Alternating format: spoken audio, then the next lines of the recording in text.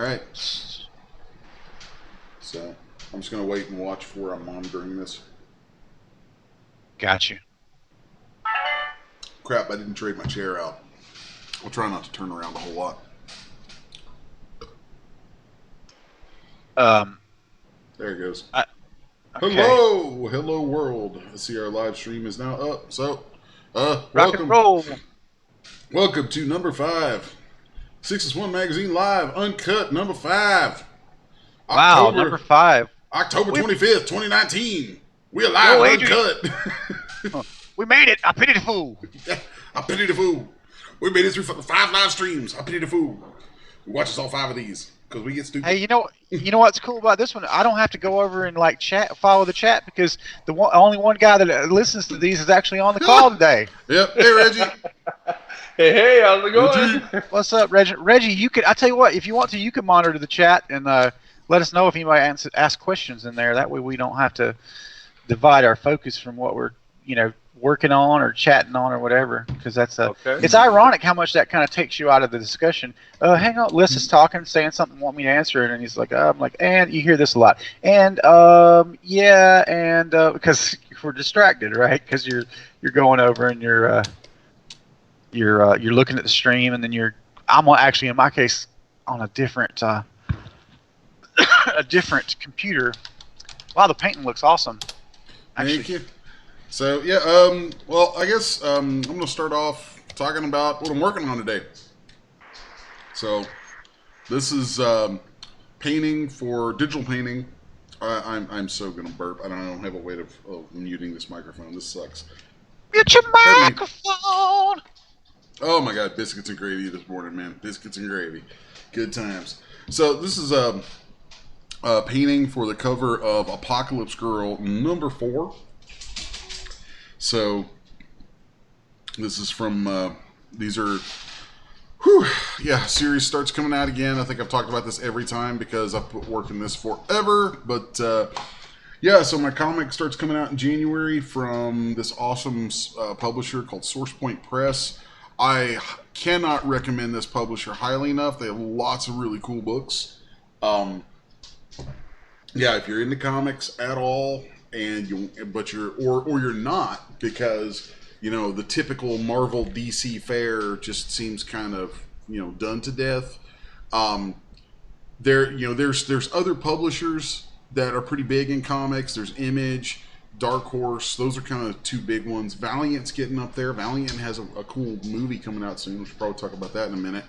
But SourcePoint, the folks that I'm signed with, are kind of, I would consider them kind of a mid-range, mid-sized publisher at this point.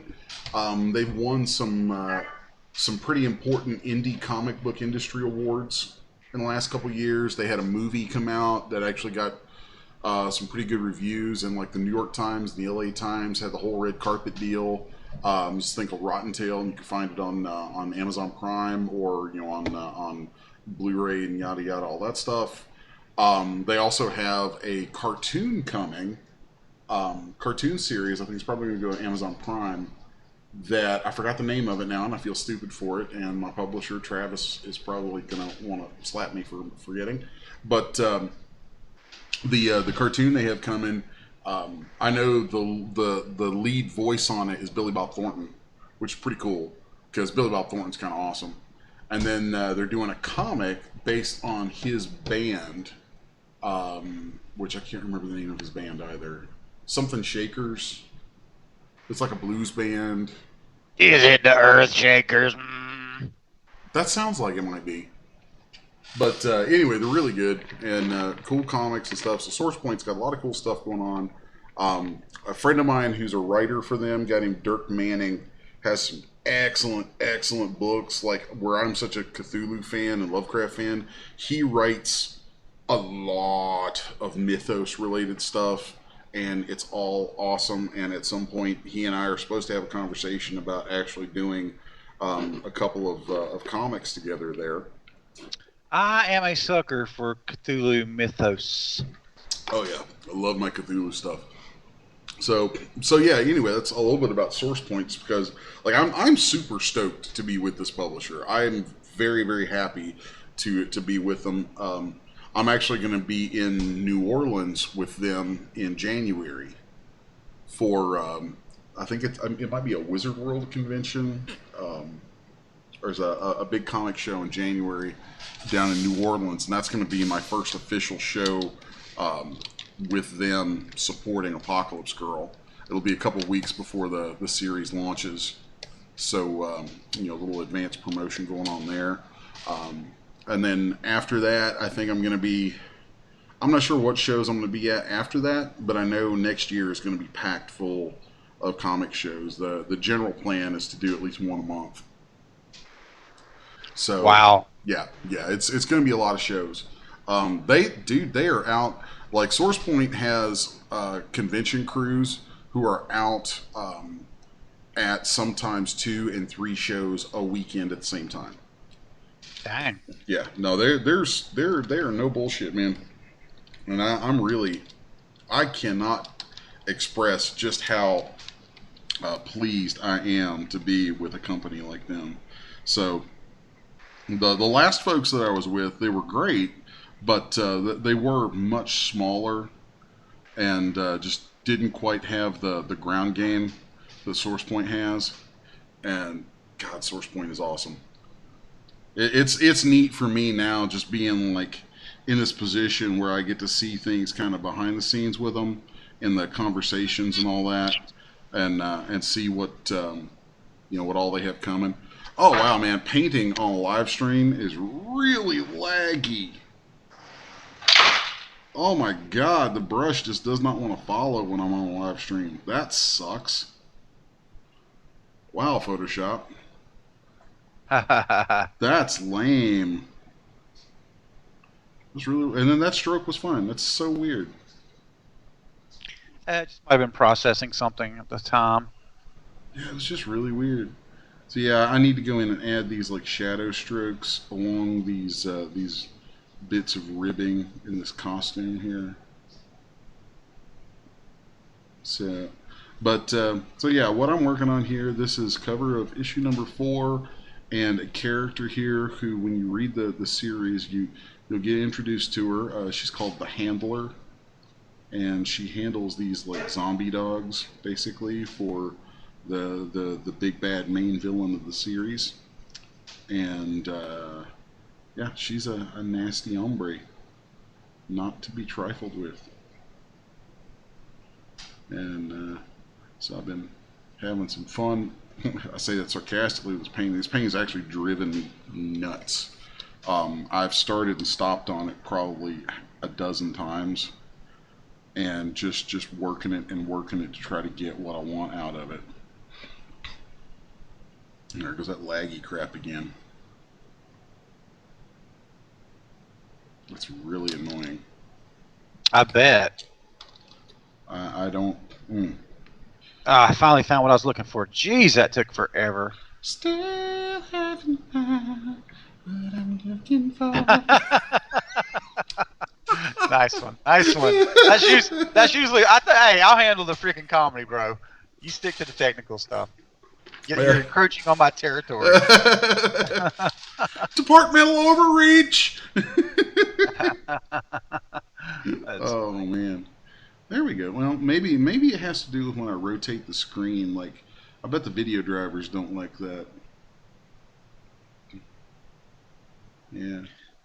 Video cab driver, roll up your window fast.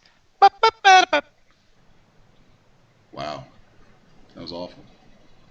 With apologies to the late great Prince Roger Nelson. Oh, get crap. me out of here. Feel like I'm gonna die. Hey, Reggie's probably met Prince. He's met every other celebrity I know. Yeah. Oh man. I don't hear Reggie. What happened? Oh. He's on the stream, but you're muted, Reggie. You got to unmute yourself, buddy. We can't hear you if you are muted. Muted. Muted. Oh, cool. Melanie Moeller sent me a friend request. You know who that is, Les? Didn't she do like really kick-ass renders? Yes. Yeah. Yes. Okay, cool. She is a. We'll just confirm that. She's, I think, with Extreme Art 3D, if I'm not mistaken. She's made some amazing cool. renders of each of our stuff, so That's cool. that is super cool. Well, Yeah, I love her. I think the lagginess on this is going to cause me to have to kind of stop on it. So that really sucks because I was just pounding away on this and was getting real happy with it. There's a number of things here though that definitely need to get tweaked. I don't know, man. I really don't want to stop on it. That's one of those things, man. It's like I get going on a painting and I'll just get lost in it. There we go. That's kind of neat. There's a brush. I'm all out of love. A brush that I made here for the kind of strokes that I want in here to keep a real nice natural media look to it. It's like it may be digital, but I still want it to feel like it's real paint. Right. And that can be harder than it might seem.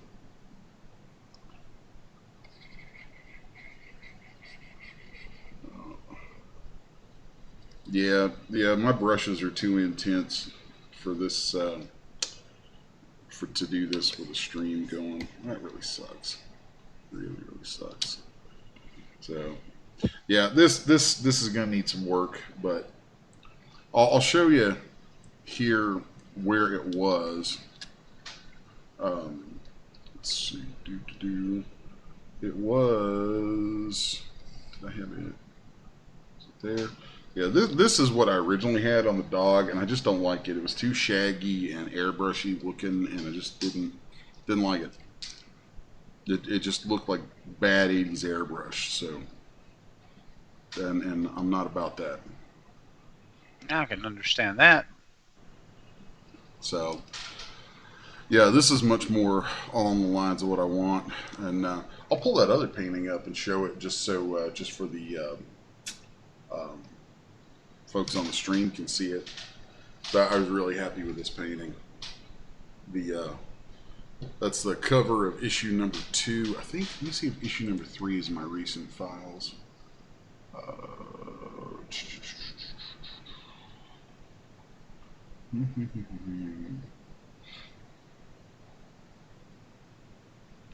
Well,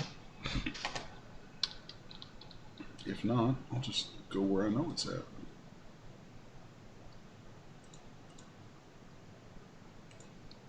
I'll probably need to pop that other painting back on over into Manga Studio anyway. Yeah, there's crazy stuff about painting. It's weird. It's such a weirdly different headspace than what I do with 3D all the time. With 3D, everything is high fidelity, high resolution, high, tiny little details. Everything has to have tiny little details. Painting is actually kind of the opposite. I mean, you like if you fixate on the tiny details of the painting, 1, you'll never get it done, and 2, you'll overwork it to the point that it won't look good at all. And so you end up, let's open number 3 right there, and then just take a look. Like with this, you can see really what I've done is I've focused on these specific shapes, and really picking out the geometric shapes created by the forms and the light.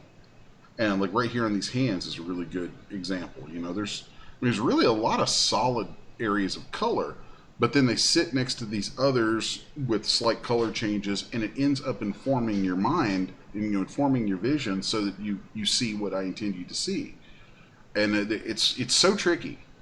Like it really is tricky. I enjoy painting. I actually love painting, but I also hate it because I've spent so much time through the years doing 3D and being fixated on tiny details that the painting headspace is weird for me sometimes. It's very hard to get into the right mindset to do a good painting.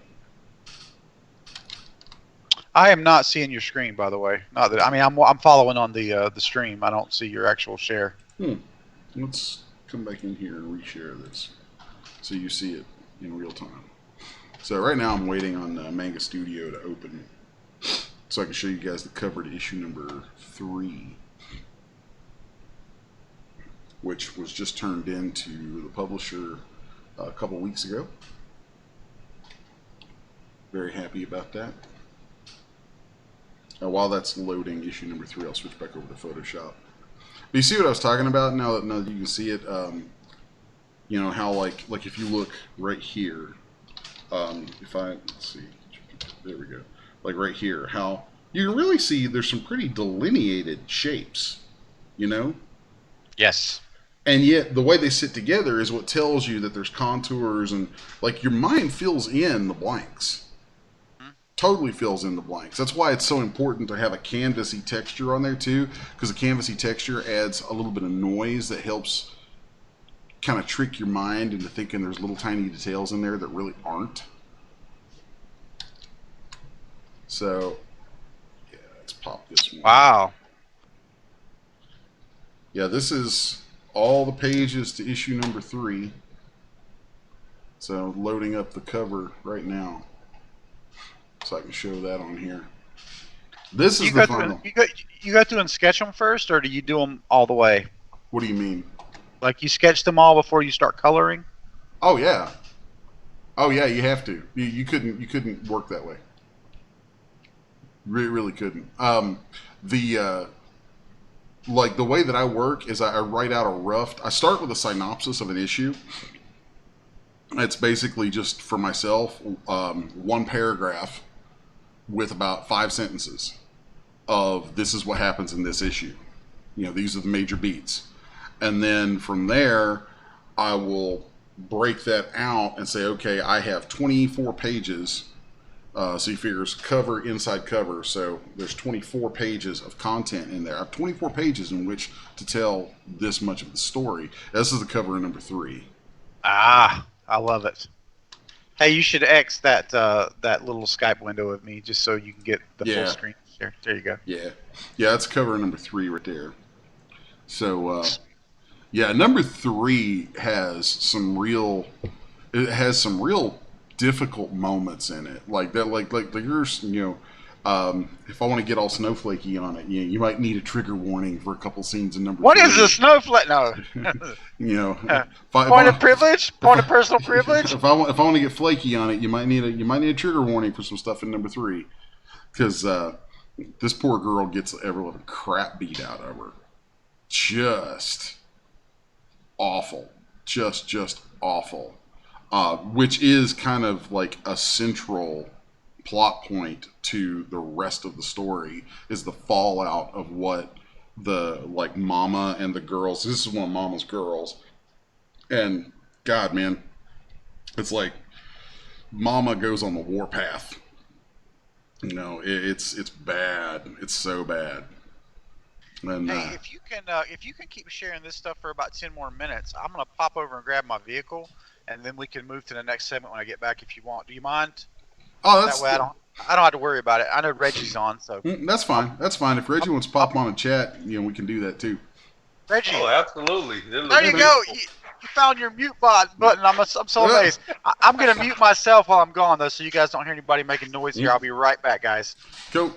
I'll be here. I'll be here painting on stuff, man. Man, that looks great, Les. Thanks, man.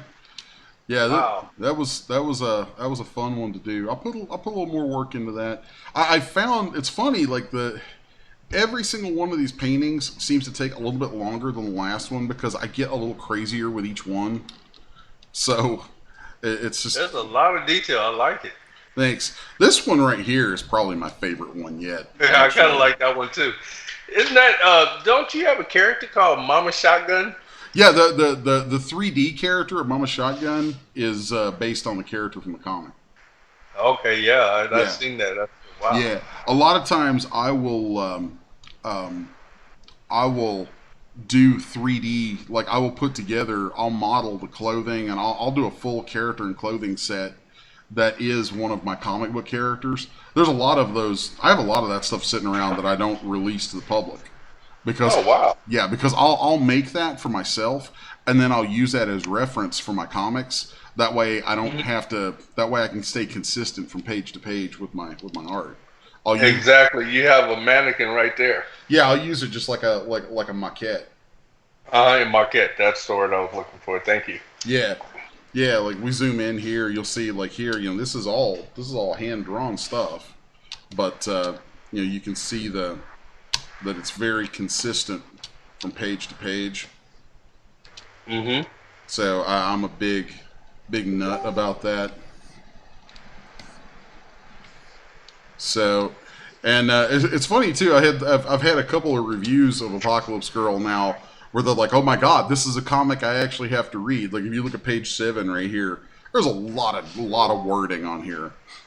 Well, I think that actually brings the comic to life because, from my standpoint, being in the motion picture industry, storyboards are just showing, like how would I say, a scene setup, but actually the dialogue is actually bringing the emotion in and it even draws you deeper into the pictures. I love that. Well, and like for me, there's a lot of characterization that's held in the way people speak. So Very true. I put a lot of thought into that. So the here's one of my favorite characters in the book is Abe, dude here with the hair tied back and everything. He is not to be trifled with. He is a serious hombre. He is not to be messed with. And at the point in the story where somebody finally messes with him and he gets involved in things, he's going to be bringing a very big hammer down on some folks. It's fun. Wow. So yeah, this is the trigger warning page. This guy. So a little background here about the girls. Like this is here she is at Mama's place, and Mama's place is a brothel. It's a whorehouse. Okay. But it doesn't function the way you might think. Like basically, Mama is the de facto mayor of this little town, and because she organized her place in such a way that like these girls, it's like any of the girls, any girls or guys, there are dudes there, though I haven't drawn any of them in yet, but they're in theory there are probably a couple of dudes in there somewhere. Anybody who wants to stay there can stay there, but you have to work. Okay. Like you can have room and board and food and be taken care of and protected, but you got to work. Now work could mean many different things. So like some of the girls at Mama's are okay with putting out. Some of them are good at cooking. Some of them, there's like different things people do, and they all kind of, it's like, okay, what do you want to do? You could do this. This is one option, okay? And actually, most of the girls at Mama's place don't even prostitute themselves.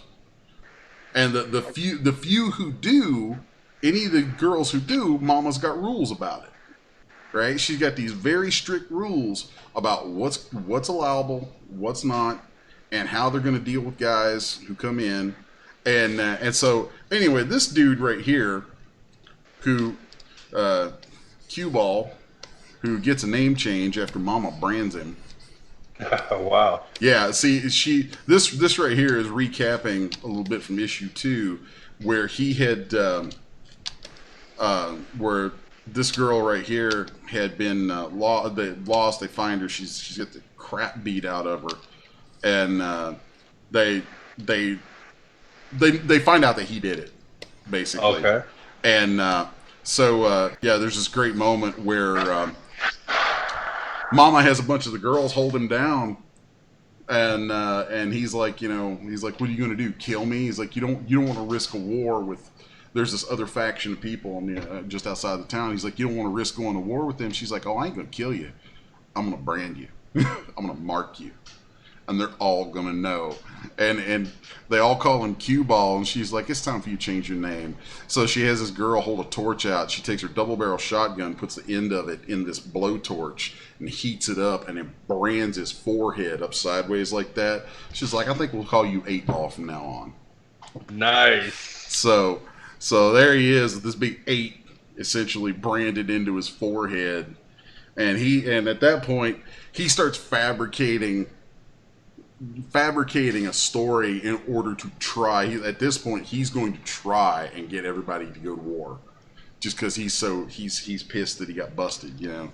But yeah, it's fun, man. It's fun. Like this issue gets into the actual logistics of the story of what he really did to this girl and all this kind of stuff, and you know, so that's where you get, like I said, you know, the trigger warning page of where he, you know, just knocks the crap out of her, and yeah, it's ugly. I mean, it's an ugly story, but where it goes, I really love this page right here after where she's like making her escape and going through the woods and all that stuff, and I like the change to nighttime. That's pretty strong. So yeah, this there's oh, and then it's funny, this guy right here driving the truck who finds her is the bartender. He's basically Mama's muscle. They call him Jimmy. Character's named James, actually named after one of my best friends, guy that I trained in karate with up in Cincinnati. So, okay. Yeah, it like, oh my God! When I first was writing the book and I had the character come to mind, I'm like, oh, this is totally James, totally James. That's so cool. Yeah. So, yeah, there's little stuff like that. I've dropped versions of different people I know all through it, and the Abe character here is also loosely based on a couple of different guys that I train with.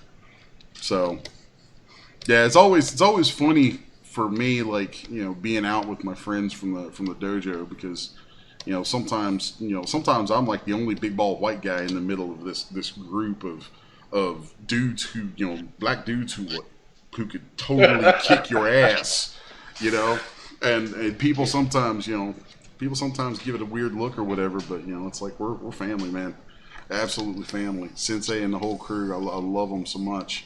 And I love them enough that I put some of them in my book. So that's awesome. Man. Yeah. Down in San Antonio, I have that same situation. People, they see me as the only black guy there, but then they don't see me as black. That's just Reggie. Call him Reggie Hernandez or Reggie Franklin, whatever you want to call him. Yeah, I always appreciate that. You know, I really do. It's like anytime you're in a position where you kind of stick out or whatever, I don't know, it's just nice when people do that, you know. It's like none of that crap freaking matters. It doesn't matter to me. So, but yeah, anyway, so that's actually a quick little look through issue number 3. Kind of neat to be able to look at it like that. But there's the painting for that cover. Switch back to this is going to be coming out when, Les? See, this is issue number 3, so this will be out in March. Okay, in March. Okay. Yeah, issue number 1 is in January, and then it comes out monthly after that. So, yeah, issue number 1 went out through. It's the solicitation to comic shops goes out in November through Diamond Distribution. So they'll place their orders for it in November, and then they'll get those in January. Okay, that's good to know, because I want to go to my comic shop and make sure that they get it. Oh, I appreciate that. And anybody who watches and listens to this stuff, if you have an LCS, they're calling them now, local comic shop, you know, by all means, tell them, hey, go get Apocalypse Girl. And also, my publisher does. We'll do these things where for like 100, I think it's like, if they place an order for a certain amount or something, I'd have to get the details. I don't want to get it wrong, but there's a program that my publisher does where a shop ordering books from them can get limited variant covers of certain books, which I know we're doing on Apocalypse Girl. And if they order enough, they might even be able to buy the original artwork, the original cover art, or something along those lines. So you know, it's like we've got different things that we do like that. Like sometimes if I do the cover traditionally, then we'll make the original available to shop owners. That's great. That's something I would be interested in right there. That's what I like. I like that. It's kind of cool, you know. It's like the shop owners can, you know, like they have an opportunity to own the actual stuff, and you know, and then sometimes we'll do things. There's a lot of really cool specials that this publisher does for the shop owners. So, and for conventions, like coming up in January when I'm going to be down in New Orleans, we're doing a special variant cover edition for #1 for Apocalypse Girl #1 that'll be just for that convention.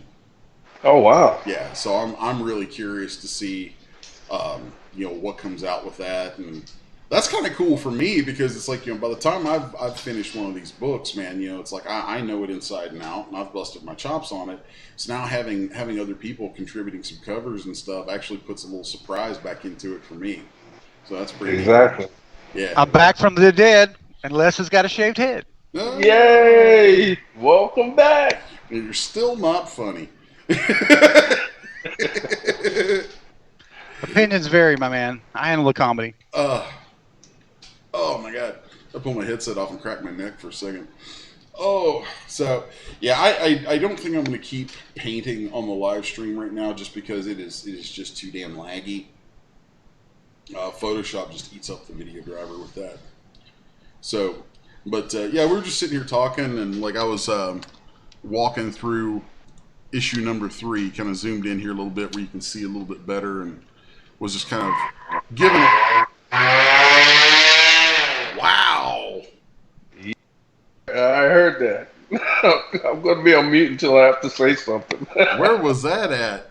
Oh, so yeah, we were just on like looking through issue #3 and kind of talking about some plot points and stuff, and you know, fun stuff like that, little things. So yeah, it's fun. God, I can't. I'm still kind of like, I'm gonna be in pinch myself mode up until I'm actually at the show in New Orleans in January, because you know that's like the first big official show for it, and yeah, you know, it's like then it's gonna be there, it's gonna be out and ready to rock. I'm just, man, it's been so long in the making, you know. Yep. A long time, but Les, what is that date again so people would know? let's see, the convention in New Orleans is, oh Lord, I want to say it's like the 3rd, 4th, and 5th of January. I don't have that handy on anything right now. That's okay. You know, it's just kind of like out there. That's a good thing. Let's see. Oh.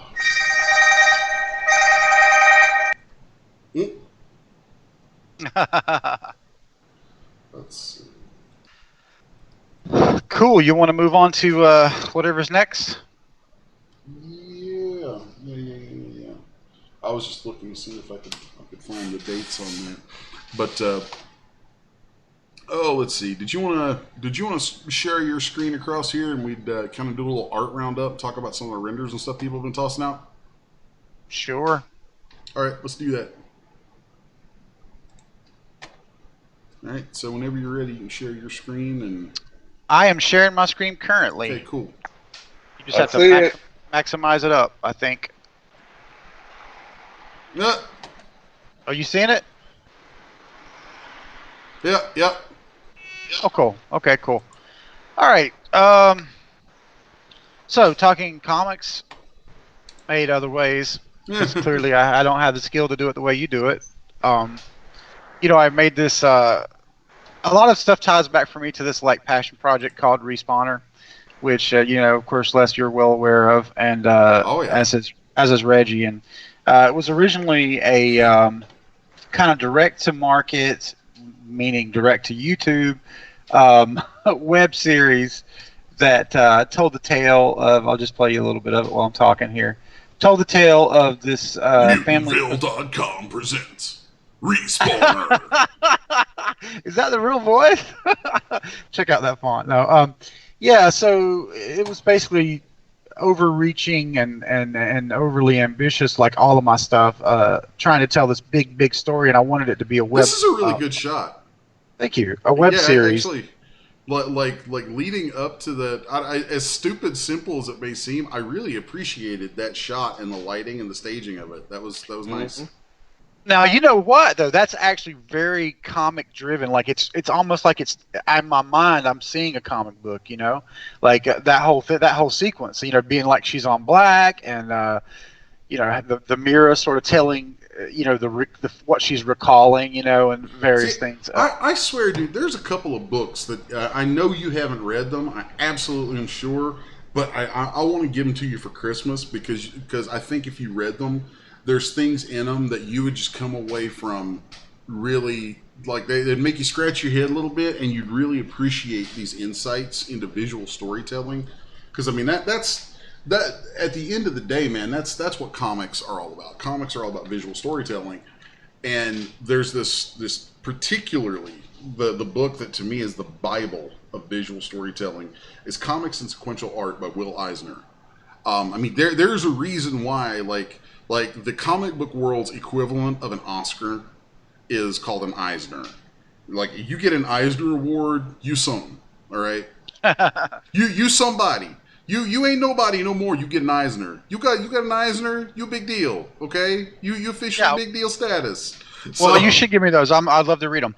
I'm always up to learn new things, but you know this was my very first project as a writer director, and unfortunately, there was a lot of resistance from behind with some of my crew. That they were kind of used to being the only writer-director who legitimately knew more than me about it, but was threatened by the fact that I wanted to be like my own storyteller, which later we worked it all out, you know. But I mean, at that time, it made it super difficult because I couldn't just ask questions to everybody and get like a direct answer. So I was kind of like feeling my way through it.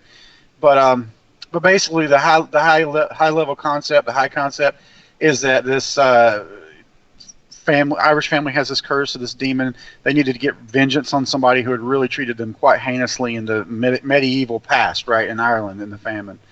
And they made a pact with this demon.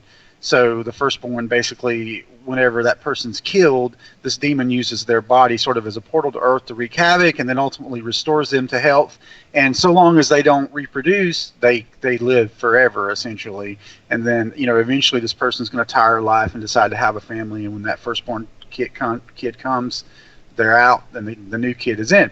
So this is kind of like a modern day, fast forward to modern day, when this father has decided he's had enough of life. And he, you know, falls in love and reproduces, and he dies immediately. And then she's brought in, and then when she comes into her full age, she has this power. And so she's sort of telling this story through flashbacks. And I have all these tertiary characters which support the story, and they're alien. I mean, not aliens, but they're like I'm trying to build up the bad guys to be very intelligent and powerful. You know, because if you have lame bad guys, you have a lame story. And so you've seen a lot of that. And basically, this was a pilot that you know was intended as a pilot. I made it for $800, and wow. Ultimately, yeah, I know. Okay. Right? Seriously, for $800, you did really damn well. Well, thanks. That's what I said. That's awesome. That's the kind of. I mean, all my friends were working for free. You know, like this actress, everybody, and not for nothing, but the girl Sylvia Burris that played the actual respawner. She kind of had to go through hell for it, and she, you know, she was like just trying to get into acting. She wasn't super experienced. I'm gonna just jump over to see some of the demon action, and I hate to spoil it for you, but I'm gonna if you haven't watched it because there's some pretty gory things that happen. But yeah, so and I've kind of gone through and started reproducing these characters and making them look like the actual actors, kind of as a homage to them, and also it's fun for me. Michael Ruff, by the way, you can see him in the film Lincoln. He's a pretty major actor. But so I've worked with real talent here and there, and then just friends of mine that have just agreed to, you know, kind of get out there and just try to help me make something. And as you know, this respawner is not something I can call a real product because of, you know, Todd McFarlane obviously suing the pants off me. Well, I mean, like respawner as a name, and that was a good shot of her, by the way. Go back, pull that shot back up. All right. And there. That's a good shot. Yeah. Yes. So this shot is actually I've reproduced it in Pose in Daz Studio, and there's actually a so if we were to really like real fast, just kind of go backwards here, jetting through the original comic that I made. you'll see that shot kind of reproduced here. There'll be little touch points that are very similar where I'm trying to reproduce that. And then, anytime you do anything, you get better at it, right? And of course, Poser, the limitations of Poser, my inability to really make lifelike renders with Poser at the time made me post-process this with Photoshop, trying to create that print. I will tell you, like, I personally, whenever I see people trying to use 3D for comics and trying to make it look like photographic for a comic, it's a huge turnoff. It's a huge turnoff, and it's a pretty big turnoff to most of the comic book world. Now, what you've got going on right here, if you didn't have that dot matrix filter on it, where it's got that the moire pattern, to try and force it to look more print like, if you actually didn't have that on there, it would look many times better as far as trying to emulate. 100%. I knew that I had some deficiencies that I was trying to cover up, and that's the way that it's like, obviously less is more. I wish I had never done that, but like that panel down there of the guy with his mouth open, like if you got rid of that moire pattern and just left it black and white, that panel or the colors were just like had like the colors on this could be tweaked a little bit, and it would really sell it. Yeah, it's actually not as far off as one might think.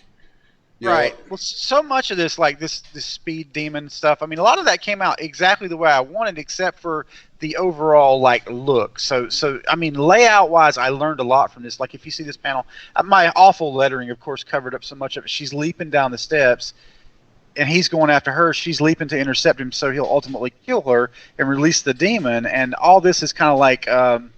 I mean, I learned from it. It wasn't perfect, but I mean, if I were to do it again, it would be more efficient. I'd be better at it. There's actually, I like the layout on this page. Like the layout is good. Now, the big problem with the lettering, other than the actual font, that people are going to kick your ass over that font. But the lettering is just too big. Is the biggest thing. Yes. Yeah, the lettering is way too big. If the lettering were brought down to about a 10-point font, and there's certain things, certain rules about the lettering, about the way stuff flows and all that stuff, that would really help it out. Like you could re-letter, you could take this page right here, you could re-letter it and get rid of that moire pattern. And although it's funny, on this one, the moire pattern almost works. The moire pattern on this almost makes it look like this thing called duo shade. That is an art material used by most notably a guy named Tim Bradstreet, who if you are into any kind of art and you don't know Tim Bradstreet, you need to go Google Tim Bradstreet, because dude is the boss. Tim Bradstreet is ridiculously good. His art almost single-handedly catapulted the role-playing game Vampire the Masquerade to like being one of the biggest selling role-playing games ever, and turned it into a cultural phenomenon almost entirely on the strength of his art. And it's just crazy shit. I actually have every piece of art. I had the original render. We ought to do an experiment where like I try to redo a page from scratch, and you take my existing art and just improve it with layout and lettering and see what happens. I mean, I can look at this and I can see this is too big and obnoxious. I know that. Also, it should be foreshortened, like it's kind of coming toward us. A lot of that, I wasn't using like Comic Life or anything. This was straight Photoshop. Just trying to look at a comic page and reinterpret it myself, in my own layout. Obviously, the space is too big. I mean, I should create a style guide, Well, the panel grouts are a little big. I actually like these angled borders because of the way, and there's some things that you've done here. Like I can kind of mentally look through the lettering, and you've actually got kick-ass layout on this page. Although, if I were you, the bottom panel, the stuff inside that panel, I would literally flip it. I would literally mirror it so that her form that is on the left-hand side would actually be on the right. I would actually flip that, and I would flip the panel above it so that they're reading from left to right instead of right to left. See how the downward angle in panel 3 sends you from right to left going down? it if that were Gotcha. going the other way and she were on the other side, then your page would have like content in the center that generally thrusts down, then would thrust down, and then the thrust of your eye across that would bring you down to where she'd be in the corner there, which is would be perfect like left to right reading format. So I've already talked about this with we've looked at Bowski's stuff before and how amazing it looks and how much more like a comic that it looks. Now that dude's renders though, it's weird. Like they live in this weird space between photoreal and painted. Let's do this. Bowski production. Because I absolutely freaking love the way if I could there's a recent render he had that he shared on Facebook of Black Cat. Yes, I saw that this morning. Black Cat from Marvel, and I'm like that is beautiful. Commented on it. I want to find one of the really epic ones. Well, they're all epic, but like he manages to tell so much in a single frame that I just freaking love it. By the way, these are all his original. Well, I mean, he reshaded all this. This is an old Genesis outfit for a time traveler. He reshaded it. It looks freaking stunning. Stunning, man. Reg and I looked at this. I mean, he can just do so much with a single panel. It's like I almost feel like if I could get better at this, I wouldn't have to do the panels. No, you want panels. Panels are important. Panels are what separate comics from TV and movies. Specifically, oh crap! You know where he had that had those insignias and stuff on here. YouTube might flag this video because it showed up with that in it. Oh really? Oh yeah, YouTube will straight up. Yeah, you have anything that shows anything like that in it. YouTube could very well if they catch it. It was only on for a second, so maybe yeah. it won't. But anyway, I digress. Yeah, you have to be very careful. YouTube will mess with you, dude. They're not. They ain't playing around about that stuff, and it's really fucked up. Notice that this is an old poser set by 3DC. I was talking about this earlier. 3-D-C. I don't know how you're supposed to say it. Render Rossi. I bought a lot of stuff from that artist over the years, and it's called the Basement Construction Set. But it's like an old subway station to me. It looks like. So I've taken that into Studio, and I've done this with it. I've started like converting it all to iRay and the lights and the emission and stuff. I can really do some crazy stuff with controlling like the lights and shadows. So I just think it'll be so much more compelling with a better render. You know. See, as far as a comic goes, I totally disagree. Because what you have there with that other page is simple, and it's line art, and it feels like a comic should feel. It's actually some of the best comic-related looking stuff that you have.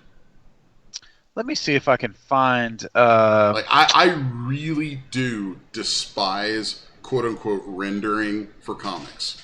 Hate it with a passion. I mean, do you think that just comes from your own personal style? No, because the inherent problem with 3D rendering is that if it's done extremely well and it's photographic looking, then it still looks like photography, which doesn't feel like a comic. Like ever, because when you see photography, you think TV or film. So if you see photography, you think single image. You know, even if it's a single moving image, you still think single image. There's something very, very deep in the way we read things. Whereas if you have something drawn, you can have multiple drawings on a page in the form of panels, and that reads like a thing. I'm actually looking for. I have so many drives here, but I'm actually looking for this original art for you, so I can just show you the raw render. I'm pretty sure I have it. Yeah.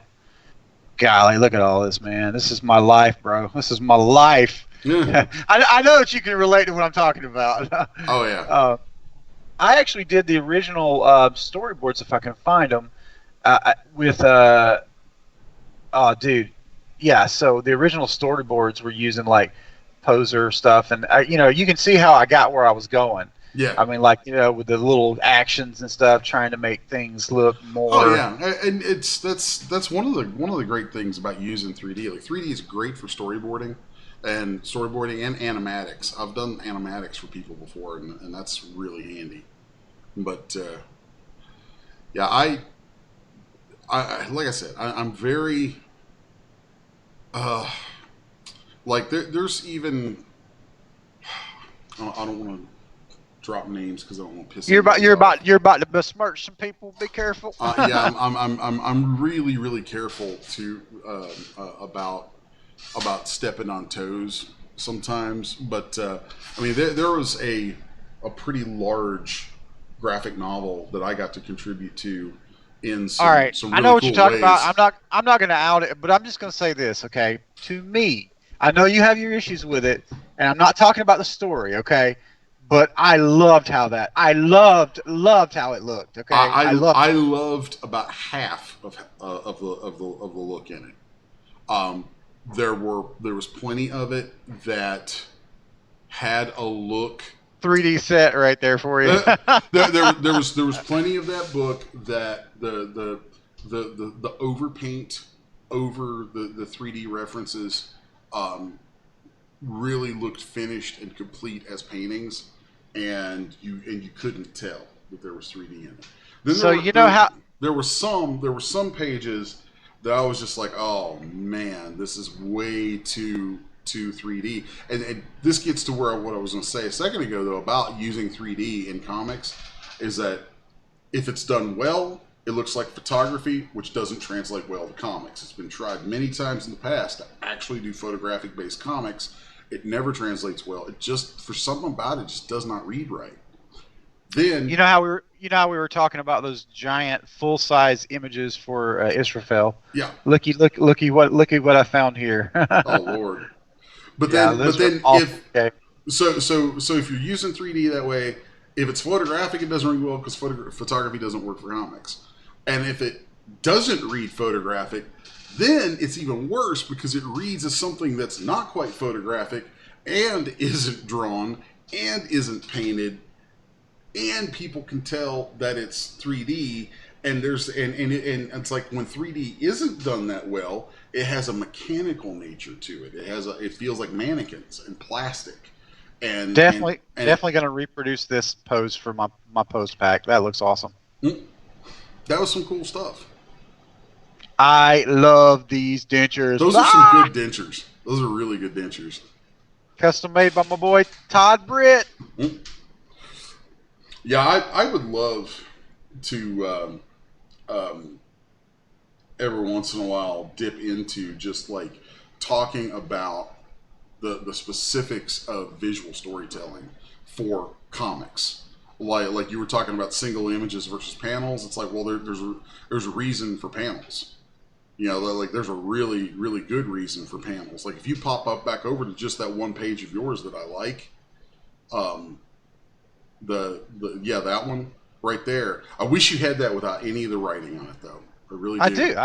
I do. That's what I was actually trying to dig up for you. Oh yeah, if you can find that without any of the writing on it, that'd be awesome. Yeah, we'll do a little experiment where I'll rebuild it in my new style. But I just wanted to show you how I'd approach the actual storyboards. See, this is the actual storyboard. Oh, man, that's really cool. Yeah, I like that. I mean, it's so fun to me to look back to this when I just had the idea for the shots in my mind, and I literally can go to the video and show you every one of those shots. Like, for example, when she's dropped there, that shot you just saw. The guy's like, put the bitch in the car, put her in the compactor, and we'll melt it down. You know, something like that. Basically, is the line. Have you ever taken that next step of going from storyboards to animatic? Where and I say animatic where it's like you're not really animating anything, but like you pile all your storyboards together in like Premiere, and then say, okay, this storyboard runs for this long. This is how long I want that shot to be, and then basically time stretch the still image for how long you want the shot to run for. And no, I haven't done that. The closest I came was when you did the animation shot for me. Or Blind Eye Looks Within. Yeah, well, when you do that, even if there's no animation in it, but you're still just saying, I'm going to pace it this way, I've seen a lot of evidence to show that it really helps tighten what you'll shoot Oh on no, the day. I mean, everything we shot with Mutantville, Strebo, aka Jamie McRoberts, he did little thumb sketch type storyboards, and yeah, it always helps, especially when you don't have a common language. Here's an interesting thing that I know some folks do, who I really like. Some really big directors. I know Peter Jackson does this sometimes. Is he will take his storyboards, cut them together as an animatic. Yeah, I've seen that as an animatic pacing cut. But then in whatever suite he's using for his editing, then when he gets his shot, just replace the storyboard with the shot. Check this 1-to-1 out. So there's the storyboard, there's the shot. Nice. That's cool. Isn't that cool? I mean, like I enjoy looking back and seeing that. That is cool. Here's the shot, and I have the shot almost exactly like that. And then I just did it for every single. You can see I've broken it down to like every frame, every panel, and then every single page. And now, of course, her we didn't know exactly what her outfit would look like, but the shots are basically the same. The shots are basically just like this in the film. So this shot right here, real iconic moment where she holds up the product, the drug that they're all kind of like fighting over. Yeah. And boom, right there. Look at that. Of course, I showed it with 2 shots here, and I realized we were running low on time, so I only needed one of them, right? So we just got the looking one that just flipped the opposite way. But you get the concept, and yeah, man, I think that's super fun. Let me see if I know I've got those actual renders. Gosh, we have so many behind the scenes, man. It's insane. Our green screen stuff for the things where we had the actual poser backdrops, that was super fun. I just wish I could have just kept on making it, man. And that was the plan, but like I just couldn't afford it, and I couldn't keep my actors, involved when not, we actually shot the whole place without, we went out early and shot lighting tests, practice with like smoking the whole place up with the foggers and whatnot, and making sure we could get the effect that we were, so I can't fault her for not really taking it seriously, because she sure did. Here's a funny shot for you. Liam was with me back when he used to hang out with me. Look how small he is, right? Oh my God! It's like looks like a dwarf. He's pretty buff now, man. She's gotten in shape. But yeah, the extras. There's my virtual sets, which would look so much better now with iRay, as you know. Oh yeah. So I still got all that. Stellar Con images. I want to see. I know I've got these actual starter images. Hey, it was you back in your Steven Seagal days. Oh my God! That's please what don't ever say that shit. Now you're gonna trigger me. I'm a fat guy. You can't call me Steven Seagal. I'm gonna get triggered. Oh, here we go, dude. Here's the raw art. That's I would actually say fat, Brett. I'd say stocky, solid. That's the best word. Solid. Thanks, bro. Thanks, bro. That's the look where I was trying to do. I was trying to make it all sketchy. Oh my God, this sketch renderer. Oh geez. So lame. So, but you don't know that. And then there was like there's a whole section of this that never made it in the movie where it establishes Sweet Vicious's character, and this actress right here was pretty cool, and she was. I don't want to say anything disparaging because I actually mean it as a compliment, but she had an amazing figure in a certain kind of way. And we had this thing where she got stabbed through the back and came out her chest, and it did it all digital, and it actually looked amazing. This is my original concept. Sweet Vicious's going to have like some sort of tech pad on her arm. You slept an iPhone on a character's arm. That's great. I mean, it's crazy. The creativity, just trying to increase our just trying to get further. And of course we downloaded stuff for the inspirations for the outfit, and have a few different things here. Hopefully this won't get us banned or whatever, what have you. And I think we did have some sketches at one point. Oh, this is me trying to use poser stuff, I gotta find Lord, this. Yeah, it was a real adventure, which is why I want to take it. I want to get it done. I mean, I want to make what the intent was. Oh, here's those. I showed you those before, didn't I? Those little thumb. Oh yeah, yeah. Those are some pretty decent little storyboards, actually. Yeah, we shot it with this, but see, I had those other ones. I had those other ones to show him, You know, so it wasn't like I did describe it all to him, but like I didn't have to. Like I had those other shots. Man, Mm. I'm getting nostalgic, wishing that I had been able to shoot more of this now. You know, that's what happens. But in your case, you don't have to do that because, like, when you have that desire, you can always just whip it out and literally make it. Yeah, you know, I mean, that's what I've busted my chops learning how to do for all these years. I mean, there's a downside to it. There's definitely a price that's been paid to develop the skill set that I've got. That's for sure. It did not come cheap or easy. Oh, I know that's true. Not even a little bit. I do have that. I'm gonna find that source footage for Sins of the Old Father, and yeah, I definitely have it somewhere. Comics. The original Poser comic that we did, a Brazilian friend of ours, he's actually passed away since, did for us, and I've always had such respect for him and his art, and he actually did this for us, and it's pretty cool. It's pretty cool. Purely Poser, man. You gotta love some Poser. I believe that's an M3 character right there. Oh Lord! And now this is sans any of that style that we did. Now Jamie legit knows comics, and he's written comics and stuff, so the lettering's a little better. Yeah, the lettering's much better. What's funny is like this stuff, the layout and ideas on some of these, the shot in the bottom panel there. Okay, keep in mind here, I can't look at a comic and not be hypercritical. I will as soon as I look at any comic book page, I start just breaking it down, and there's some compositional issues that I would have with that bottom panel. The top panel is really good, really good composition. I don't like the 3D look at all. I just don't. That's just me. Well, I mean that's what you get out of Poser before you do some sort of stylized thing to it, right? Well, if you're gonna overpaint it or do some sort of Photoshop to it. That's why you hire somebody to draw it.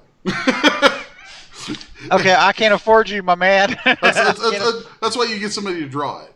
Hey, one of these days, if I keep talking about it, you're going to decide, man, Respawner's such a great story. I should totally just team up with Brent. We should do like a Respawner graphic novel that I draw. You know, that'd be a dream come true. I would have done that a long time ago if I could afford your services, but unfortunately, that was out of my budget. I like the little blur you try to do here, but it's cool. It tells a little bit of the backstory. Now, this was in support of our movie C for Chaos, which now is a web series, which you can see about 20 episodes of. If you search for C for Chaos, the web series Mutantville, you'll find it on YouTube, and that's like our big mega 6-year film project that we shot, and unfortunately we shot it in 4:3. It was right before HD came out, so it kind of found itself with nowhere to go, so to speak. But ambitious, oh my gosh. All kinds of monsters and killers and makeups and lots of old school special effects. Here, I'm gonna take over the screen share for a minute and bring up a little something that I personally loved that, to my knowledge, ended up not getting used, which still kind of chaps my ass a little bit. But it was this from the Blind Eye. I was very happy with the flame and everything on that, and the cloth.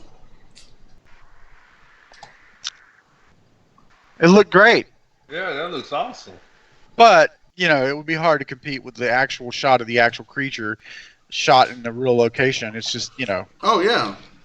But it would actually work. I mean, it would have worked, especially, I would have cut it real tight, you know. Where did... there was one that I had of it eating an arm. I think I've got that right here. Oh, yeah, we never did do much with that. Show that again. I would love to see it, actually. Yeah, this is hey, right. Should I pull up that shot we actually went with the and compare the two?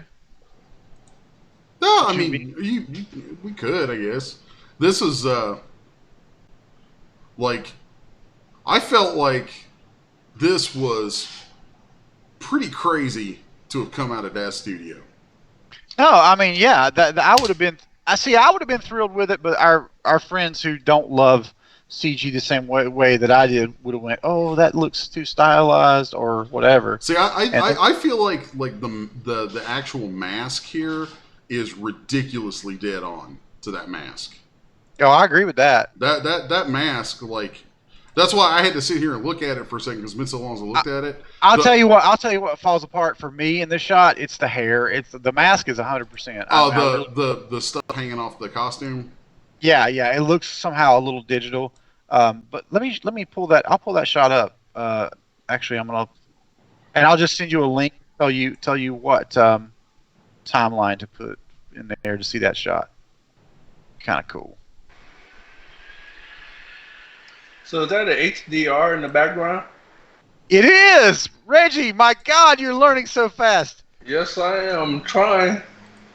Yep. And that actually was shot with a much older camera. That's about a 3-year-old camera. It's called the Ricoh Theta S, which was all we had back in the day, and it was a very manual process to make it into an HDRI. Insta1 360X, man, it's almost it's not exactly automatic, but it's so much easier. No, this shot, this open, for some reason QuickTime runs super slow to Can you open. fill that up? I want to open this up. So like this shot right here, the ground underneath in there is actually from a filmed plate that Brent sent me. Yeah, that's pretty dope. Yeah, that was tricky as hell to do. I think this right here is the plate that this is put over. Like this stuff right here. I'm not seeing it on the screen, Les. Are you sharing? Yeah, it should be screen sharing. Oh, okay, cool. Sorry. All right, I see you live. All right, cool. I was just double checking. Yeah, this right here, I then added grasses and fog and dirt and all that kind of stuff, and comped it all together. There's like CG leaves and grass and fire and all that, and this is blended over that background plate. And then the lighting is generated from an HDR shot from the environment that plate was taken from. Wow. Man, I wish I'd had you do that shot. You never did do that shot where they're on the hill, did you? I can see the photograph down there in your. Thank you, Beth. The photograph down there in your just right there, the one of them on the hill, up a little bit to the left. There you go. What is that? Yeah, we I think we rendered that shot. We rendered a shot of the group. I'm trying to think. It should be in here with this stuff, but I don't know if it is or not. Oh, looks like you got a bunch of those old HDRs out there. Yeah. Man, do you ever get nostalgic and just go look back through your old stuff? No. I find that super fun. I don't know why. I really do. I literally never do that. Because I don't just this I guess it's just me, like instead of thinking back to stuff that I've done, I'm like, okay, I want to do this, and I'll just do it. For posterity, you should file transfer those three raw files, the movies at some point, and let me put them on my Vimeo for backup. Just because I don't want to lose them. They look awesome. Do that. So share back. Let me share back again, and I'm going to show you some of the shots that you were just showing. Okay. I'm going to show those in the video. Just let me know. Do I have to? I guess I have to do that, don't I? Yeah. Okay, cool. All right, so let's go here. We got Vimeo. Just let me know when you can see it. Okay. Yeah, I can see it. Yeah, that's it. Yep. Here we go. All right, so there you go. That was one, and it turned out to be very tight, a very, very tight render. And it's just a split second that we see the creature. Yeah, as quick Really as good lighting. As quick as the shot goes by, I like the first time I watched it, I thought you used mine, and then I had to go back and rewatch it, and I was like, wait. Well, yeah, we didn't use mine. Damn it. If we had time, we would have definitely. Just the fact that they can interact and stuff. But and then the other one that you did and we didn't actually use is right here coming up. I'm happy with that visual effects shot right there. Here we go. Right here coming up. Oh yeah. And and I think there's a tighter one there, and it gave us a chance to punch in and stuff like that. But yeah, I mean, you know, it works. It works. And she does this little thing right here, which is kind of funny. Dadgummit, Vimeo.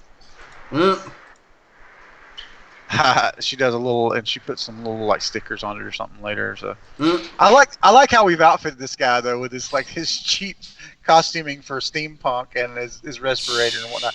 Well, that's actually one of the reasons this is black and white. By the way, that paint job was bullshit.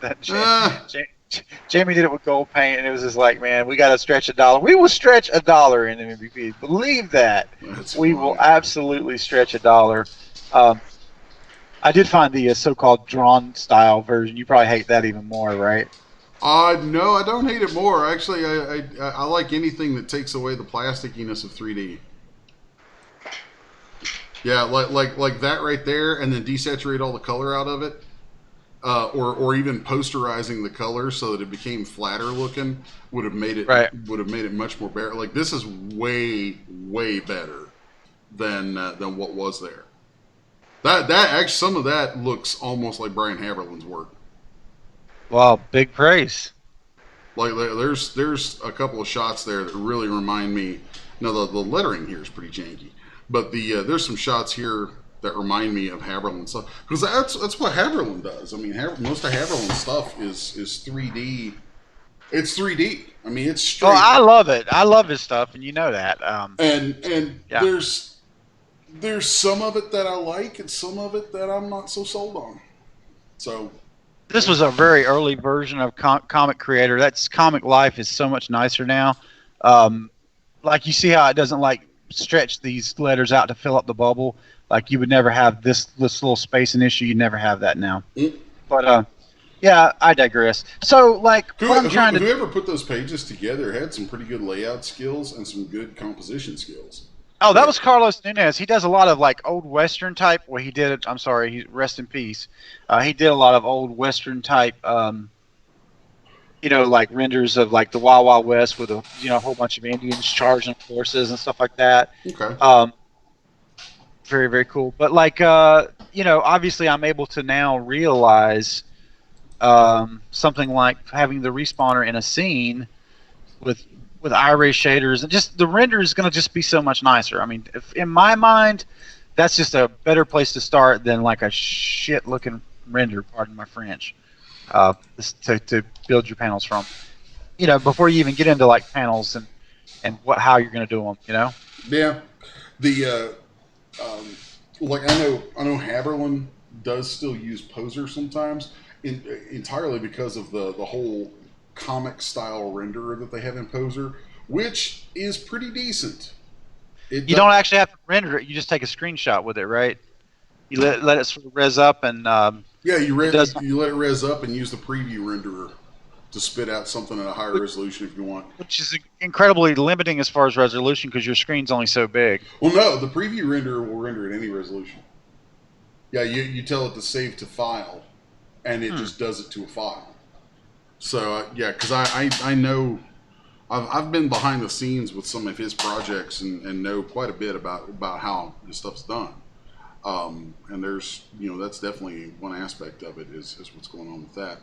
So, but and I've like every once in a while, in Apocalypse Girl, I might have something that I will do 3D, but it'll be an element with tons of drawn stuff around it. Like I'm going to give away one place that I did it was in issue number 1. There's a sequence where there are these 4 dudes, 2 dudes on 2 dudes to a 4-wheeler. There's like two 4-wheelers. ATVs for those who aren't familiar with 4-wheelers. God rest you. Who knows wherever you are if you don't know what a 4-wheeler is. Oh my God. But there's 2 4-wheelers with 2 guys on each, and I am such a stickler about accuracy in my drawing that I didn't want to draw these damn 4-wheelers over and over, but I really wanted them to be consistent. So what I did is I modeled a 4-wheeler and then rigged it. And then after I had it where I had UVs and everything on it, I actually took it back into ZBrush and painted textures on it that are not like metal and plastic and all that. Instead, what I did is I flooded the whole thing with white, and I went to where all the edges were that I knew I always wanted to have black lines on, and I painted those black. So there's a texture map for the object that is white with black lines, and I put that on the object and would then position that, you know, whatever angle I needed it to go in the panel that I wanted to go into, snap that at a high resolution, and then maybe make a few little tweaks and stuff to it and just stick that in with all my drawn stuff. So, and like it married, part of what allowed it to marry so seamlessly with all my drawn stuff was, instead of trying to do something with 3D looking texturing or whatever, I actually drew lines on the damn thing. You know, like if you, it was really very similar to the way the art style is done in the video game Borderlands. Ah, yeah, cell shaded kind of. Well, I mean, they're doing cell shading, but in order for them to get the cell shading and to get it to look like the stuff is drawn, they have to draw lines on the actual models at key topographical points. The same. It's a very interesting exercise as a traditional artist to take something 3D and then draw your major topographical points on it, because then when you go to draw again, you've done that to something that's almost tangible. It's as if you picked up a maquette or a mannequin in your hands and drew right on, you know, the physical thing. It's going to inform your brain as to where that topography is. So then the next time you go to draw it, your mind can reach back to that memory and literally sort of feel where it goes, and it'll make all the drawing that you do much more stable. Wow, that's interesting. Yeah, it's neat. It's really neat. It's one of the reasons why I think that every 2D artist, every person who wants to draw should take some time and sculpt.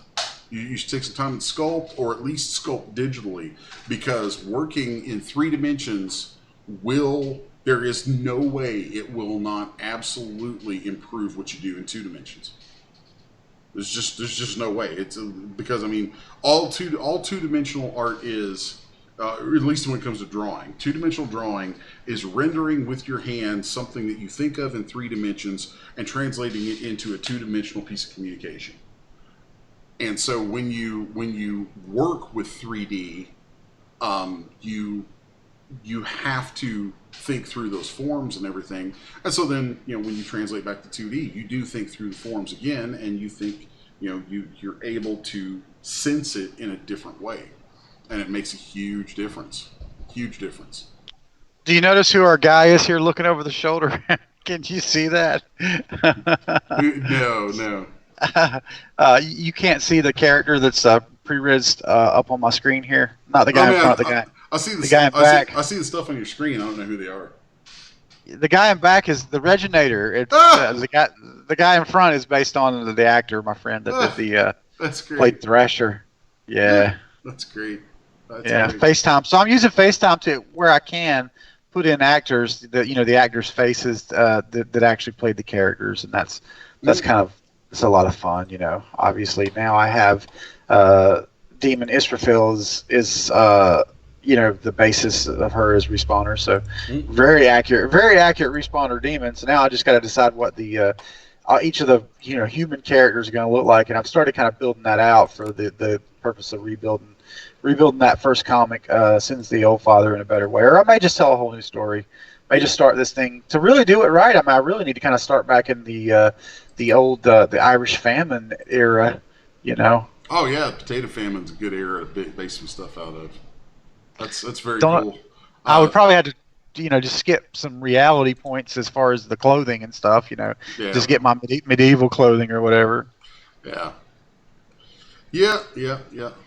Oh man, good lord. Just kind of walking back through some stuff and poking back through some Apocalypse Girl stuff. I'll tell you something I'm going to open up that I haven't shown like anywhere. Where's that?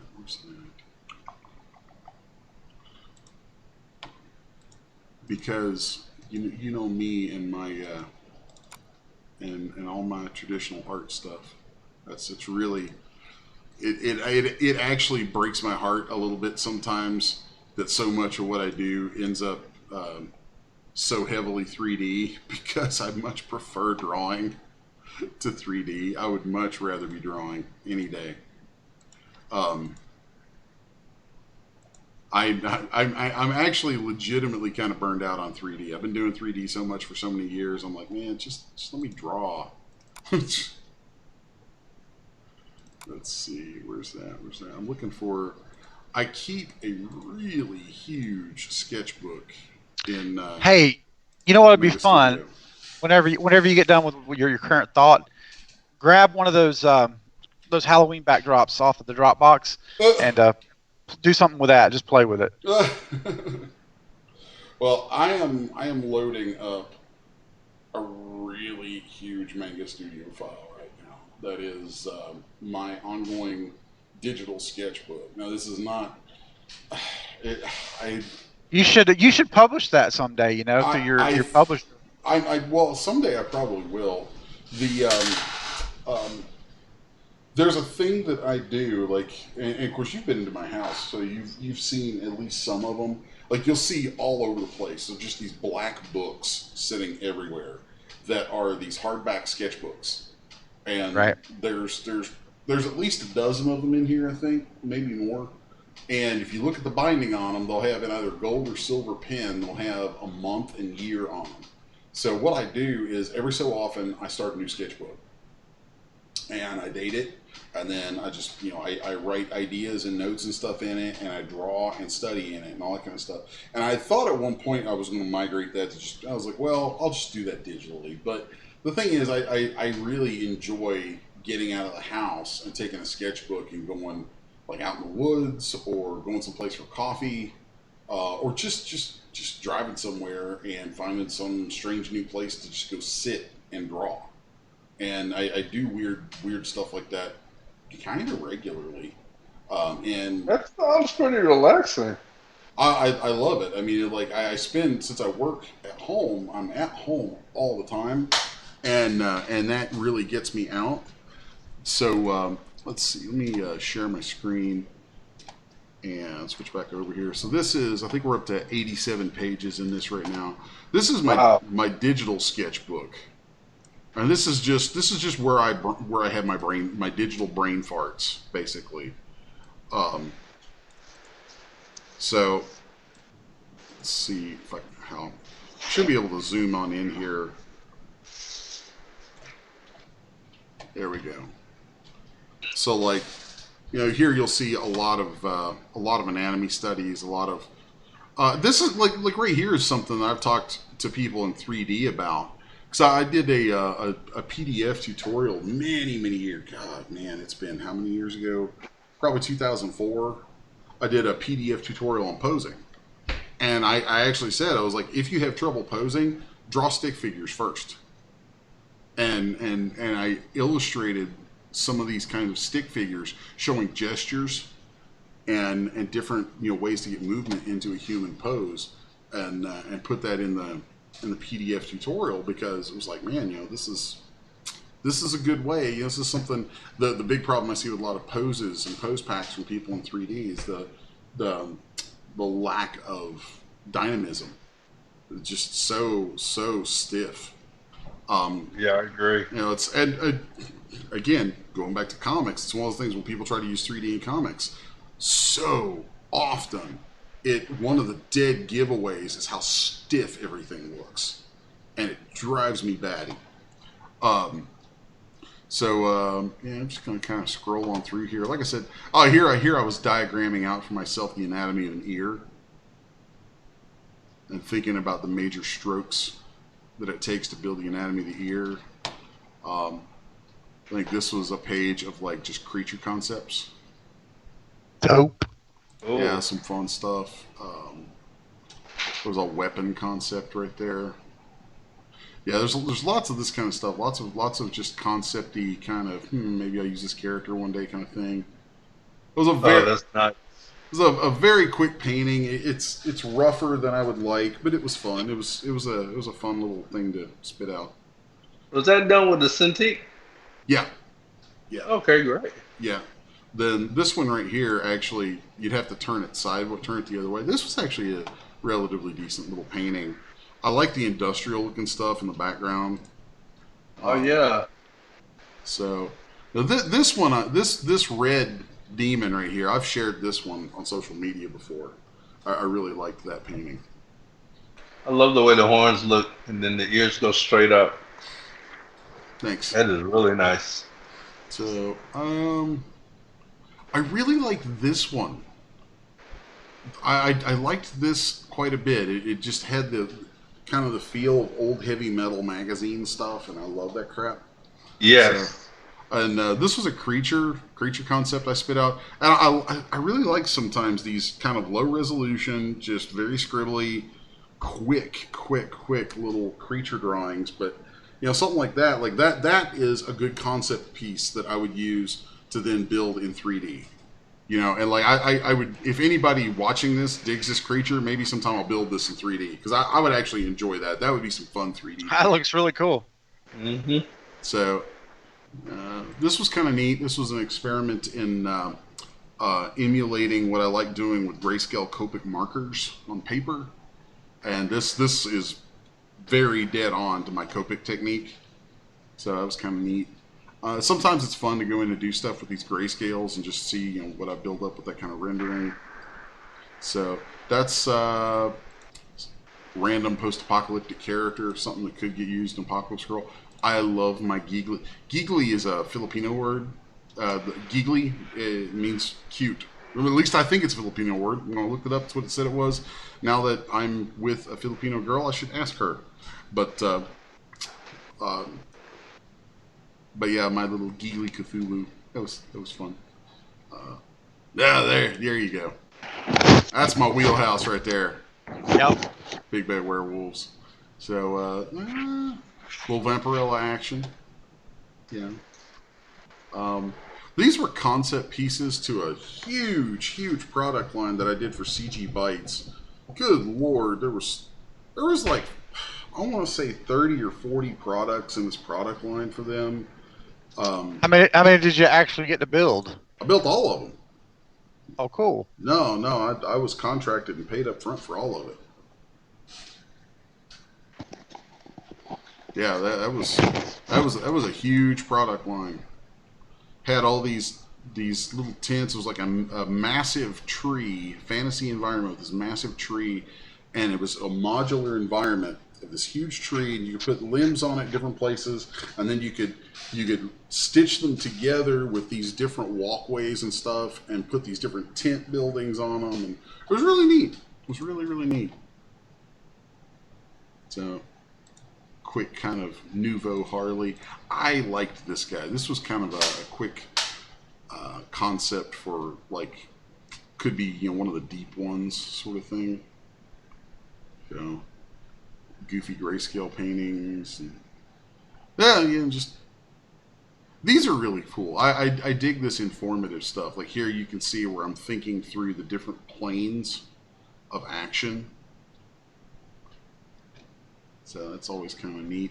Oh, this is a character called Ursula from a comic from my friend Bill Nichols. Bill's a super cool guy. He helped me get some of my first paying work in comics like 25 years ago. And I did this as a gift, I guess, for him to use for promoting his book Ursula. So at some point I want to draw an Ursula story for him. See, this right here was a product design for Collapse Industries. I drew this up, and then they approved it. Once they approved it, I sculpted it in 3D, and then they produced it as a 90 millimeter miniature. Oh Wow. man, I'd love to see the photos of that. Yeah, they and then this one right here is the same thing. This was another one that I did this concept art, pitched it to them, and then they commissioned the sculpt, and then that got sculpted and turned into collectibles with them. Wow. So Yoda, I could draw Yoda all day. This was kind of a funky character idea. Like I put it under a blanket, but I know what's under it. It was this idea of this kind of large pawed, cute dog-like thing, but it's still kind of, I don't know. It's like something I ought to pull out. I actually like doing cute stuff more than people would ever imagine. So, yeah. Little Obi-Wan action. This was fun. I don't know what prompted me to do this. It was just some concept. It was this weird, like, Valentine's thing inspired by Japanese horror kind of goofiness. That's pretty cool. This one actually, this guy right here is really special to me. It's a character called Dominator, and it was owned by my late friend Tony Luke, and every time I happen to look through my sketchbook and I see some Dominator stuff, I actually am, I always get a little misty over it just because I miss Tony so much. He died of complications from mesothelioma. God, I think it's been like 4 years ago now, 4 years ago. But Tony was a huge impact on my life. He and I worked together for 12, 13 years on a lot of projects. I did a lot of animation work with him. It was Tony and I worked together on a music video for Judas Priest back in 2008. Which one was that? It was a thing from, they had an album called Nostradamus, and they had a song on there called War, and it was this animated video that has like these crazy versions of the Four Horsemen of Apocalypse on it, and it's honestly, it's a very rough video. It could have came out a hell of a lot better. Tony was really ill at the time, and there were some complications that happened with the production. And I was really only supposed to be the technical director and character designer.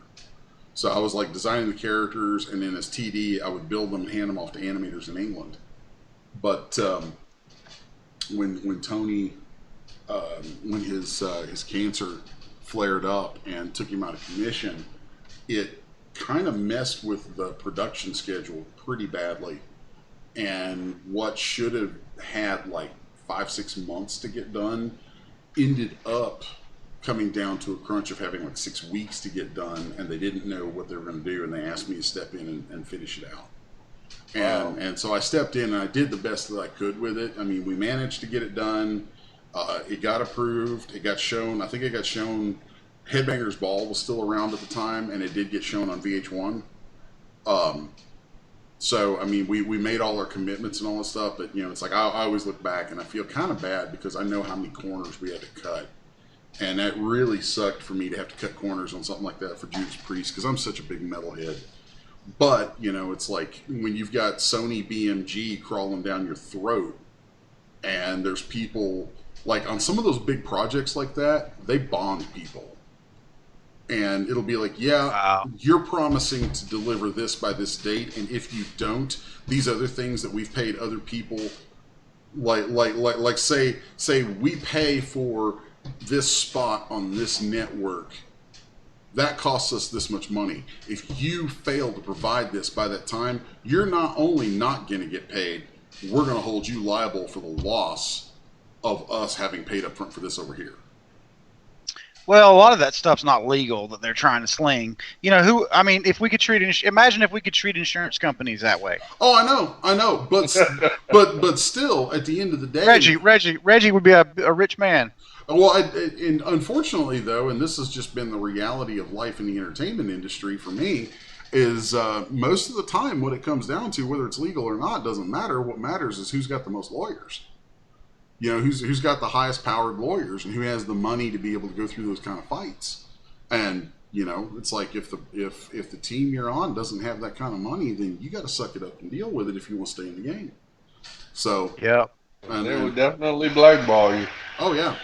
So, but, and that's why the dudes, that's why I was brought back into the project at the point that I was it's like, oh shit, we've got a situation. We need somebody to bring this damn thing home somehow. And so I guess, it speaks well of me, I guess, that I was the guy they came to for that. And we were able to pull it off. Would I want to do that again? Hell to the no. I had 6 weeks. I had 6 weeks to turn that thing out, and I was sleeping 2-3 hours a night and working round the clock on that damn thing. I can believe it. It was horrible. It was horrible. But I mean, it still was really cool to be able to say that I did this job for Judas Priest and all this stuff, and it helped Tony. It helped the crew out on it. So in the end, everybody came out ahead. So, and all those projects with Tony, that's how I ended up developing a relationship with Doug Bradley, the guy who plays Pinhead. Because Doug, I've met Doug a couple times. Doug's such a super cool dude, and he is once he decides you're not full of shit. Like he evaluates you for a second. Oh yeah. If you don't make the cut, it's like flick. But yeah, he acts like he's dealt with a lot of assholes. He has. He absolutely has. I mean, he has been on the asshole train many times over, and I think gotten off at every stop. but no, Doug is super cool. Him and Tony were friends. Him and Tony, I think he and Tony became friends when Tony was a grip on the first Hellraiser movie. Wow. And my friend Tony, he had worked on Hellraiser and got to hang out with Doug and Clive in England back then. And so it's like through Tony, I kind of got into that scene just a little bit for a while, and got to know some folks, like Doug and some other interesting folks in the British side of the business. So anytime I'm scrolling through my stuff and something of Dominator comes up, I always have to sigh a little bit, because it's like the impact that character was Tony's pet character, and we were always doing Dominator related projects. And actually, at the time that he died, we were working on an animated piece that had gotten approval from 2000 AD, who are the folks who own Judge Dredd. We were doing Dominator versus Judge Dredd at the time. Wow. And yeah, it was going to be a really important thing for Tony with the character and all this kind of stuff. And it's like I still have like I had built Judge Dredd and Judge Anderson, and I built them so that we could do them with this like comic style rendering, but still animate them, do all this kind of cool stuff with them. There's so much work. My son was actually working on that with us too, which was nice. So there was like me and Tony and Killian working together on this stuff, and then of course Tony passed, and that kind of brought it all to a screeching halt. It really, really sucked. But that sucks. Yeah, but Tony was a freaking angel, man. I mean, he was one of the absolute best friends I've ever had. I mean, there was one project we were on together when typically he would be the producer and director on things, whether it was a commercial or an animated thing it was all kinds of stuff. And there was one particular project that we were on with I can say this guy's name now, is a producer named Simon Moorhead, who he had made a movie called Mirror Mask with Neil Gaiman, and there were some issues. There were some crazy issues going on behind the scenes on this movie.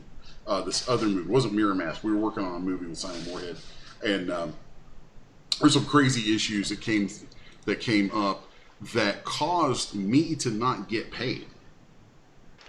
Oh wow! And I ended up going like 2 months without pay, and it got to the point where I was like, Tony, dude, I'm out of money. I'm literally broke. I've rode this train out as far as it can go. I gotta get paid somewhere, man. It's like I can't do this. And Tony pulled out, I think it was about $20,000 of his own money, and made sure I got paid. That's awesome. Yeah, like he made sure I got paid. He turned around and went to the production company and raised all kinds of hell, and I think eventually he got his money back. But yeah, that he was, because that was a gamble on his part. They he might not have been able to get his money back. He knew there was a risk involved, but he was determined to make sure I got taken care of. And that was one of those moments. And then being a freelance artist and animator, for all these years, there's always times when there's dry spells and stuff like that.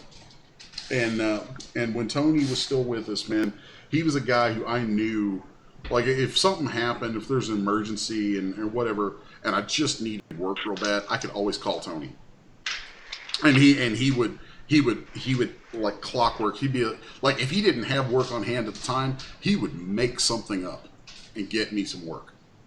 Cool. That's so cool. Dude was amazing, and yeah, I will always miss him. I mean, he was, God, yeah, that dude so amazing.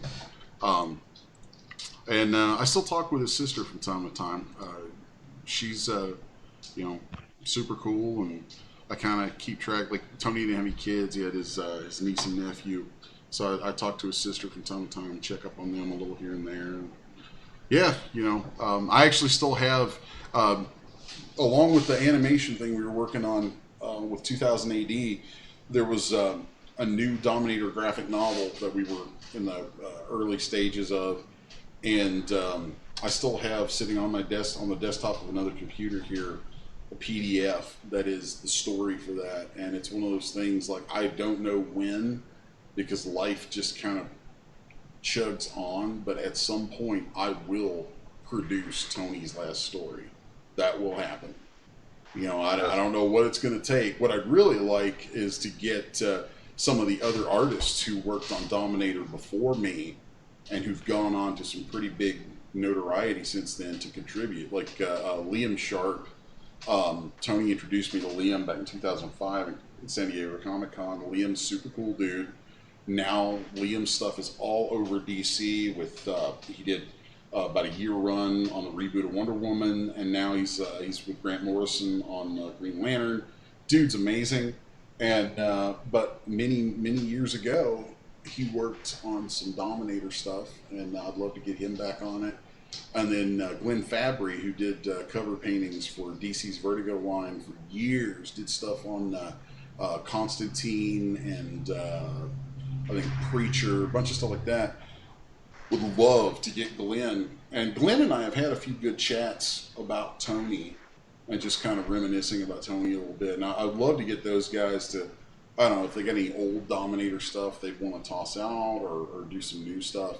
I'd really love to get those guys involved with something just, in Tony's honor, because he loved them. He loved those dudes. He loved everybody. He was a great dude.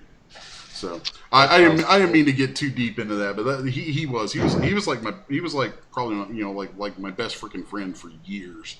So anyway, well, cool, I remember man. you talking about him a couple of years ago on the stream. I think it was his birthday. Yeah. Usually when his birthday rolls around, I'll kind of get into that. I just sent you a link to the folder with the new HDRs. Let's end it on a note. 3D note if we can. You're always dragging me back to 3D.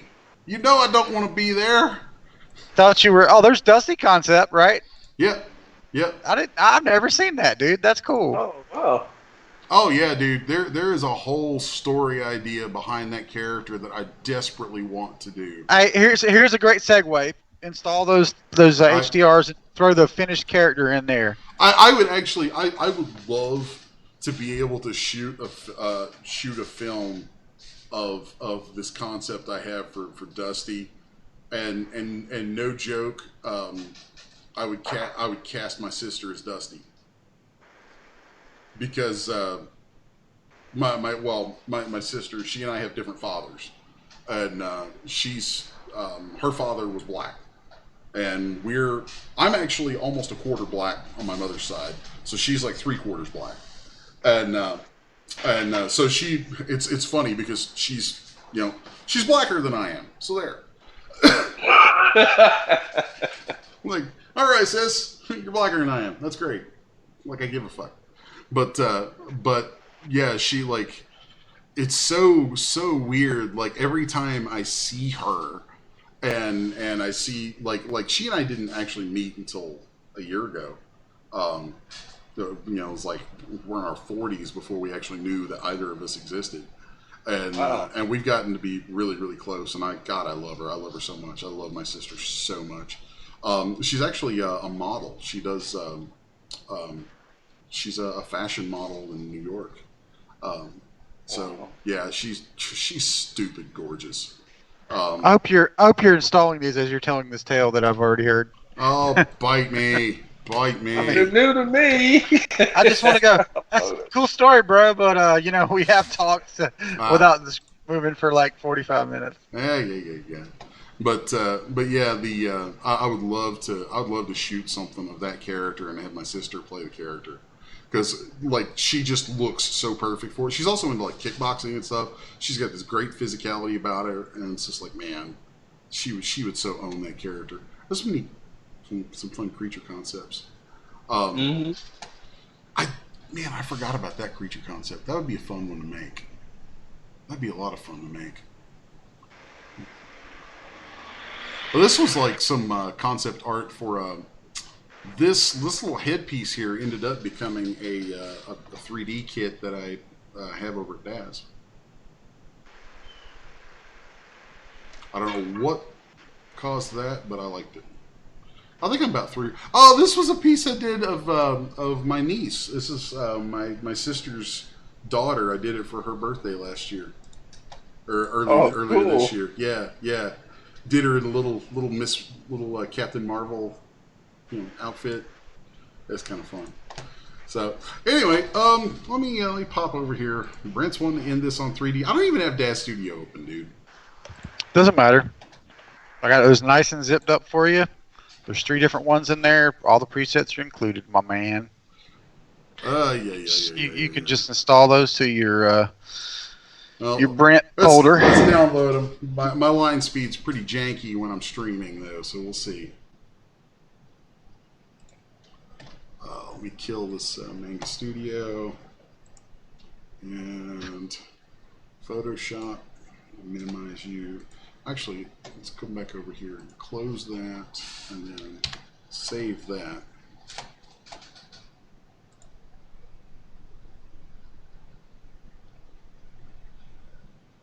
It's moving.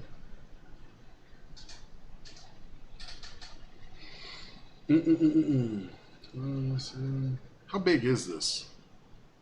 25 megabytes each, something like that. 25 is 30 is probably the biggest one.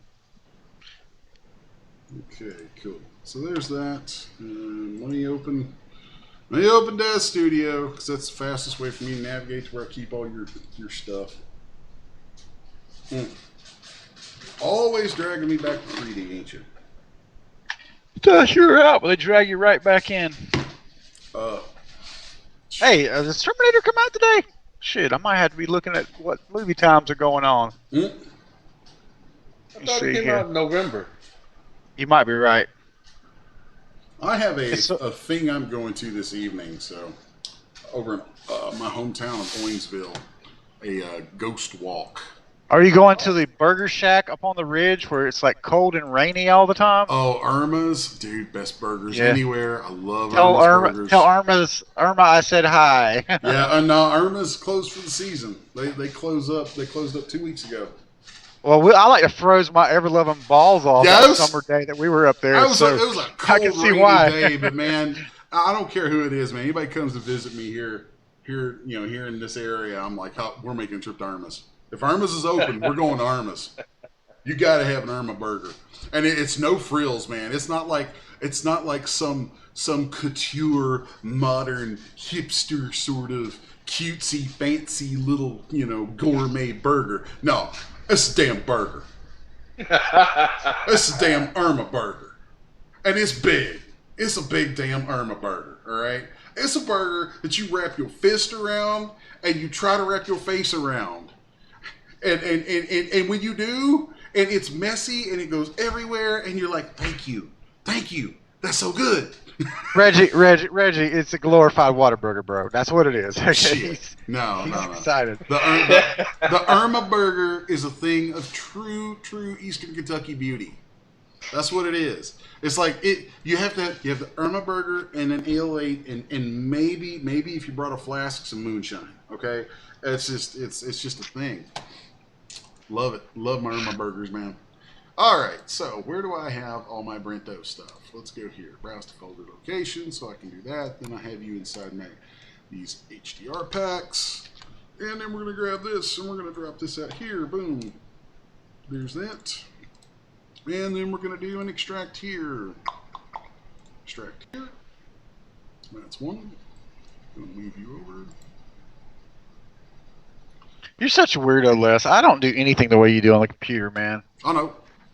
Reggie, don't watch this. I don't want you to get confused. I am blown away, actually. Let's see. Did that not... I don't see what your folders in here look like. Oh, that's why that's like that. Derp. Okay. The renderosity standard, bro. There we go. That's what I need to do. My bad. All right, let's move you I over. tried to tell you that earlier, but that's okay. Let's Happy to move you repeat over myself. that. Yeah. Bite my ass. Okay, so there's that. And then... Hey, I'm very efficient on my computer, dude. I fly on this thing. You don't have any kind of man. You gotta convert your old Shambler to DAS Studio, dude. I miss that character. The Shambler. Oh my god. Yeah, your B movie Shambler. Oh my god, that's so ancient. I'll just make a new one. I wouldn't convert. What did you call the Ash? Basically, is your you're sort of like your Ash character. My Kmart Ash. Which is funny. S-Mart. It's like Ash. Well, S-Mart. Shit, can't even do that hardly. I just called him the B movie hero. B-Movie Hero and B-Movie Shambler. Those were two products that I like. Yeah. Reggie's a big fan also of your old poser stuff. I gave him a primer the other day, and we actually streamed it on how to convert those. I mean, like to iris shaders. Oh Lord, I'm so sorry. Those old kits are awful. No, some they of the are amazing. Are really cool. Some of those old kits were like. They were like B movies. They were like great ideas that were poorly executed. I mean, there's some of it I look back on every once in a while and I'm like, wow, that was actually pretty good. And there's some of it that I'm like, ooh, what was I thinking? It's like, you know, it's like sometimes you look back at like the girl you were with your first year of college or whatever, you know. And you may think it was all right, and you look back and you find some concrete evidence, and you're like, "Oh my God, what was I doing?" So next week will be Halloween. So we have now officially missed our second year in a row to finish up that damn film that you were working on. That because of the creature we had to scrap. Oh, I don't even want to talk about it. Can I just go in and put in? Can we please do that for 2020? I would really freaking love that. Okay. This next year, we're going to get that short film done. Give me a commitment, man. Give me a commitment. We're going to get that done. We need to talk about it sometime. There's certain things that we need to get in place for it, very specifically. We can talk about that. The biggest thing is I've got to make sure that I have reliable camera matching for it. And the camera matching is so annoying. So, well, I think that we established that you could do it. I mean, I think we got that far. Just got to do it. It was close. So there's better Mo match stuff in After Effects built in now. Well, than there was. It's not After Effects that I want to match up. I want to be able to match up. I'm very tempted to try and do it out of Blender. That'd be interesting. Because I want actual 3D matching. I don't want fakey matching. Hey, throw one of your badass creatures in here.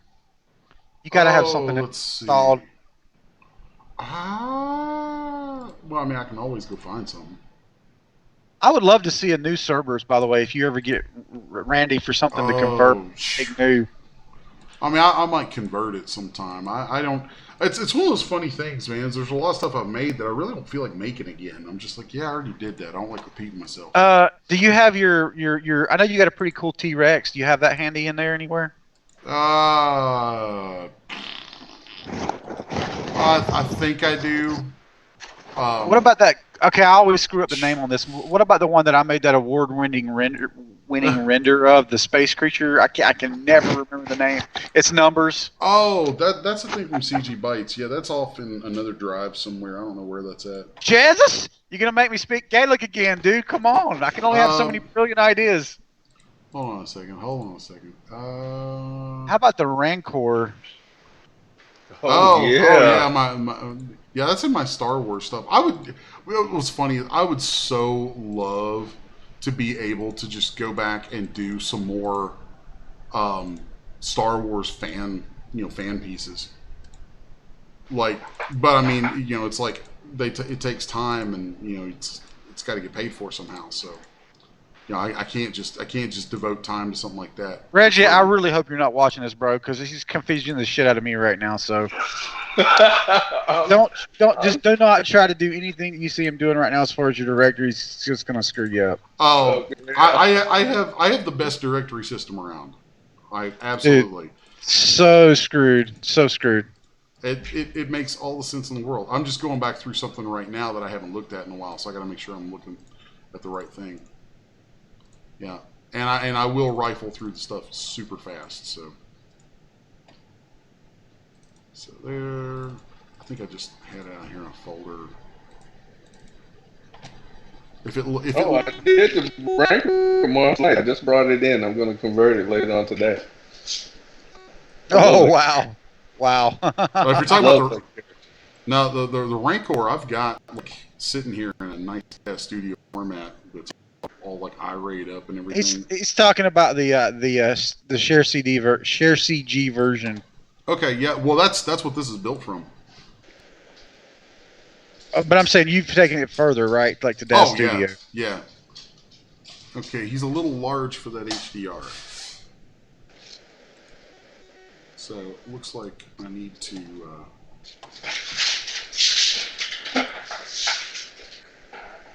I was really curious to see how you do this. So you're going to size up the HDR instead of sizing him down, right? Yeah. Oh, cool. Oh, wow. Yeah. Oh, yeah. I love HDR lighting. It just makes me happy, dude. That's funny.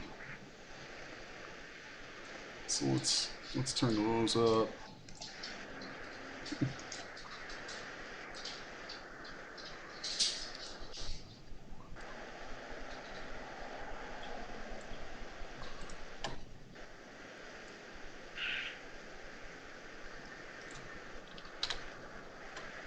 Ugly dog.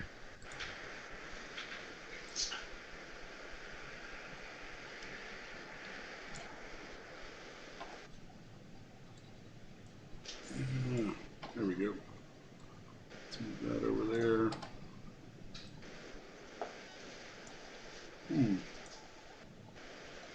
Oh man, it's solid. That is awesome. I love it. And let's see. Boy, it has a good sense of scale against that background. Yeah, I'm amazed you guessed that number just right. Oh, it's far from perfect. Otherwise, he wouldn't be starting to seem like he's floating when I move it like that. It's close, but it's definitely not right. You could use it for a static shot, maybe. I tend to size down big things like that instead of sizing the the thing up, just because of the size of the camera. I feel like it is easier to understand. Like if I load it in at the default and it works for the average, like Genesis 8. Yeah, but then if you wanted to throw a human in there, you'd have to scale them down if you wanted to have them, have him proportionally large to them. Gotcha. Well, I'm not usually using giant monsters. I mean, that's. So there's that. It's a really nice map. I have presets, by the way, for all what you're doing right now as far as the rotation. Yeah, I was just looking. Let's see. I want to look at this Broken Shack one. I'm sure it's going to be too small when I go turn it around. Like I'm. Use the rotation. Use the. Oh, okay, yes, too small. Yeah. But once you size it up, you can use the rotation presets, right, and the intensity presets and whatnot. Should be able to. Oh yeah, that's looking cool. That's nice. Dope. I just love how it colors. I mean, just HDR is just awesome. Mm. Just fundamentally love what it does,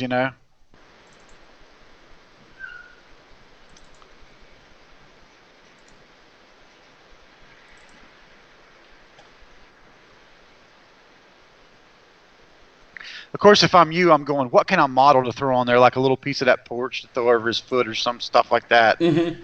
You know. Oh, yeah. Yeah, totally. Oh, dude, that lighting looks dope right there around the head and stuff.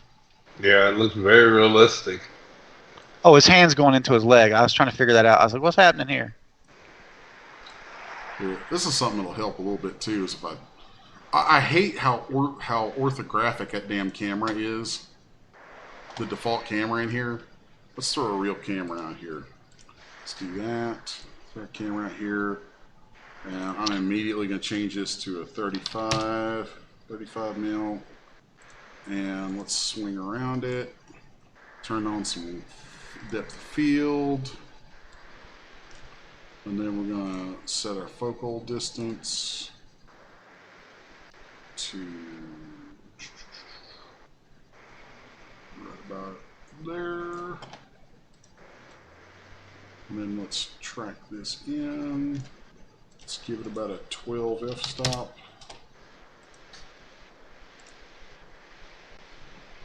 Let's actually make that f-stop tighter. Let's make that an 8. Pretty cool angle on the old driving screen there, huh? That is cool. So I'm gonna go. I want to go back over and manually rotate these render settings around.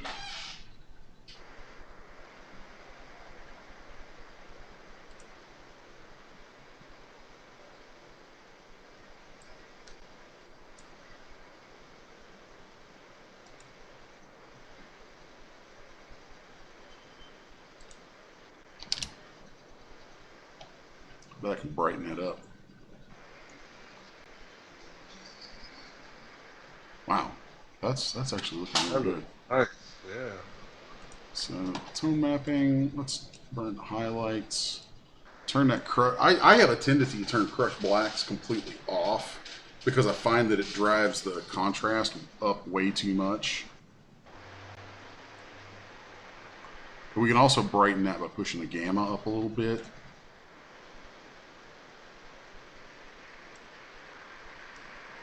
I try to keep any gamma corrections that I do inside a really tiny threshold though, because those can get away from you real fast.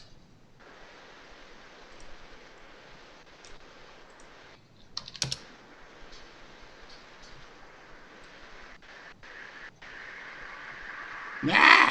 Come back here.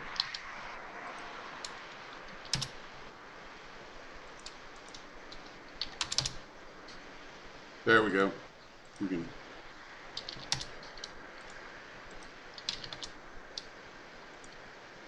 Yeah, use those exposure values to tweak some of this stuff a little bit too.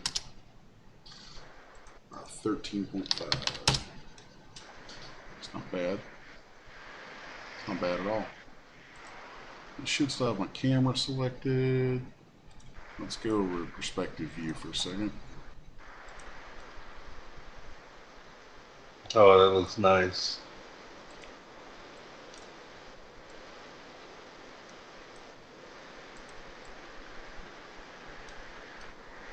Really want to squeeze that f-stop down because I really like getting a good focal blur on things.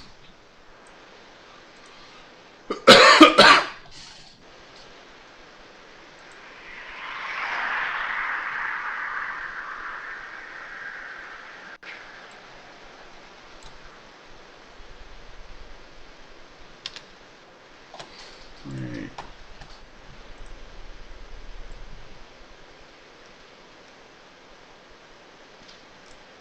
We got to see down his throat, man. What's that? Oh, yeah.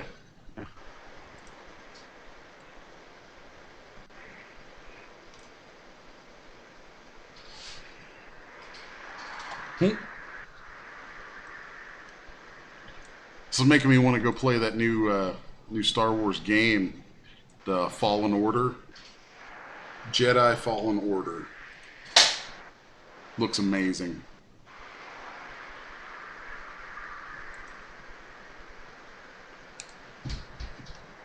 Save this and run a big render off when you finally get this done. You know, after the fact, because I want to see it. I mean, this has already got me excited. Yeah. You guys are funny. That's a nice one with the back of the screen there. That's pretty sweet. Mm-hmm. It's so much more of a scale that you know can compare him to than the house, you know, the shack.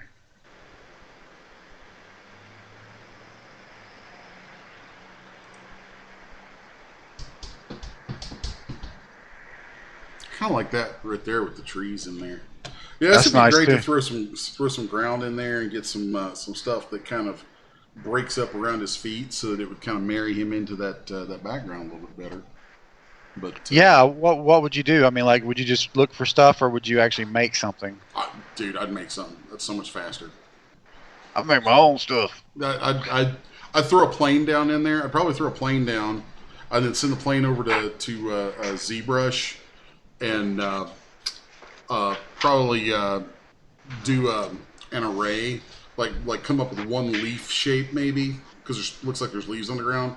Come up with like 3 leaf shapes, do an array across that, and then I would love to see what you're talking about. I would love to see this. Then send those back over, turn them to D-Force cloth, and let it drape them down to the ground. I so want to see what you're talking about. Can you please do it?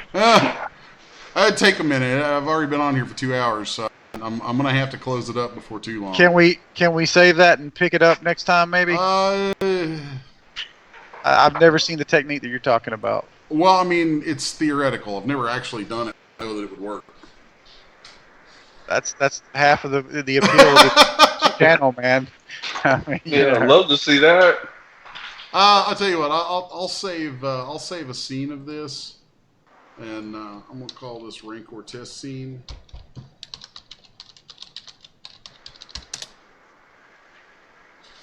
And yeah, that could be kind of cool.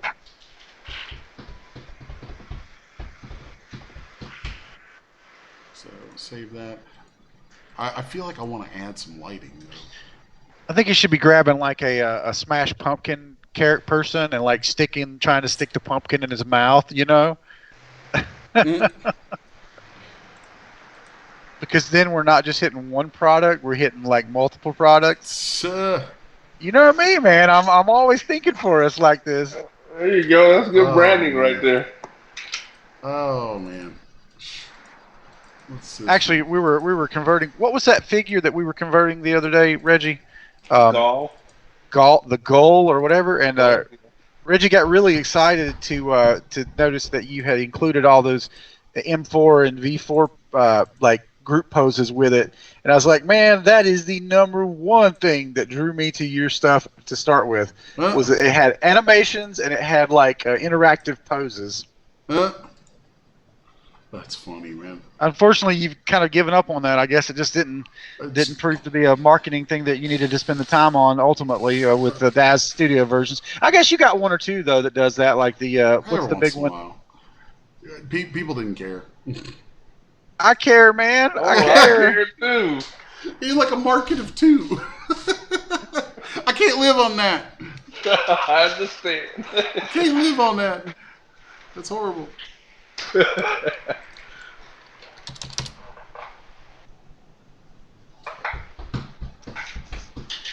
I really like him on that road. That's got kind of a... Oh man, yeah, I tell you, they all look great, but to be honest with you, with him with the screen behind him, to me, I feel like that was movie monster iconic. I dug that. I really did. Yeah, but this looks more like an environment he would actually be in a Star Wars thing. Like looks like he's in the forests of Dathomir. And if you don't know what that is, then you need to go read. You need to go read some.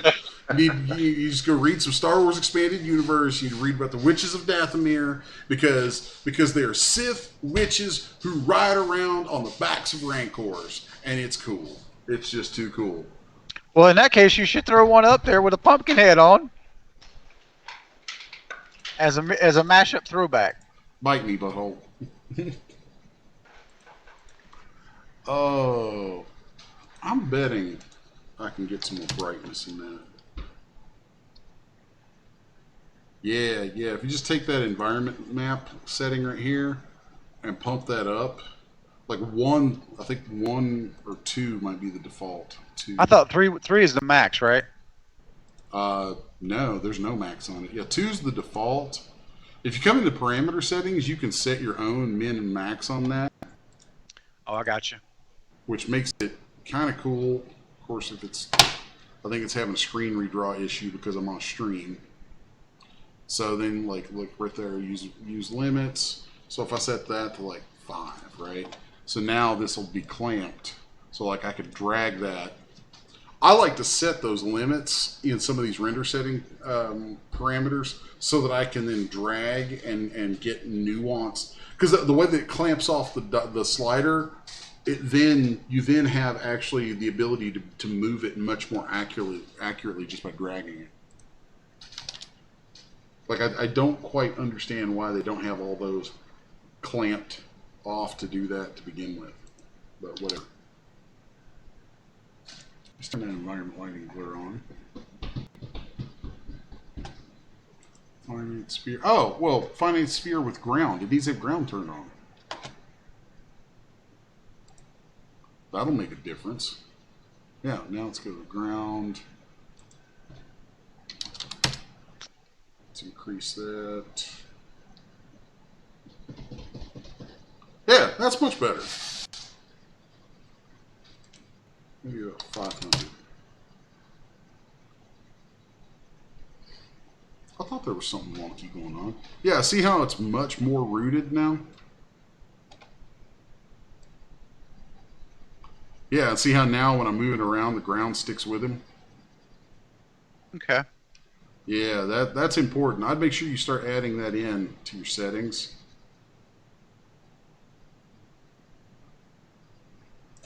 That's what that will really help. The problem is there's always a point where the ground meets the dome, so you have to kind of push the scale to where that kind of works. But yeah, I'm gonna step away for 1 second, guys. I got to lift something heavy. Hold on.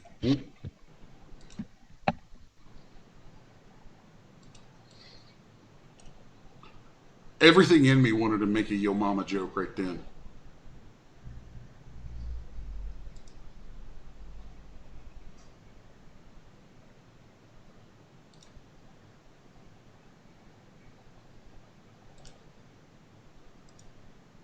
Alright, so while he steps away, I'm going to toss a light out in here.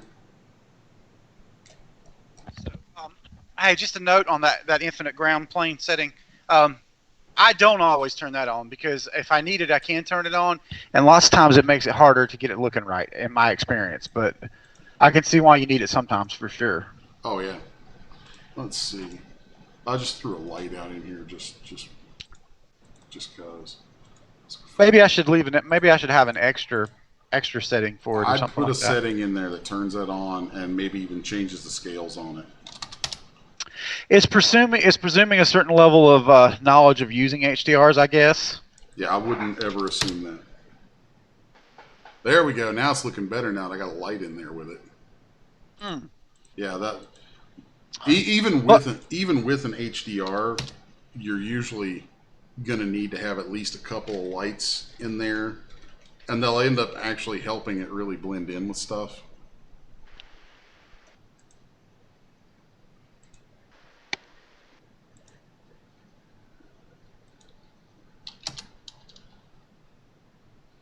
What kind of lights are you adding here? Oh, just regular lights right out of here, and then I play around with them a little bit. Like Are they distant lights or spotlights? So and like I don't quite see how you're pointing them, I guess. Okay, well here's how I'm doing it. This is my little lighting trick. So like say I want to put a light, say I want to put an eye light on him, right? And folks, if you don't know what an eye light is, just Google eye light. It's a film term, but literally it's just a freaking light pointing at the eyes, okay? So if I want to put an eye light on there, I've got this camera set up in here, so I can just hit this to bring a light in. I'll hit apply active viewport transforms, accept it, and then I'm going to go here and switch to that light. So now I'm actually looking through that light, and when I use my camera tools up here, I'm moving that light. Okay, so now if I click on his head right here and I frame it, that light's going to move to where his head is framed up. So then that's going to become the pivot for the light, and then I can pull back a little bit like that. So now I've got the light roughly in position. You can see the light right there. So now I can select it, and I'm going to go into photometrics and immediately just add like 2 zeros, right like that. And there you'll see where that adds that light. Wow. Yeah. And then like if I want to make it tighter, I'll take my spread angle, which You're trying to put that little white life light on the eye, right? Like, yeah, which you can do really easily with this. So then like let's come back in here now in our view and go here to Spotlight 2, and I'll just start rolling it back from that eye. I'm just using the scroll wheel on my mouse to move back, and then we'll bring it. Of course, if I bring the spread angle down, it changes the focal length. The spread angle is basically focal length on that light, just like focal length on a camera. So when I want to change that spread angle, I'll come out and do that, like right here.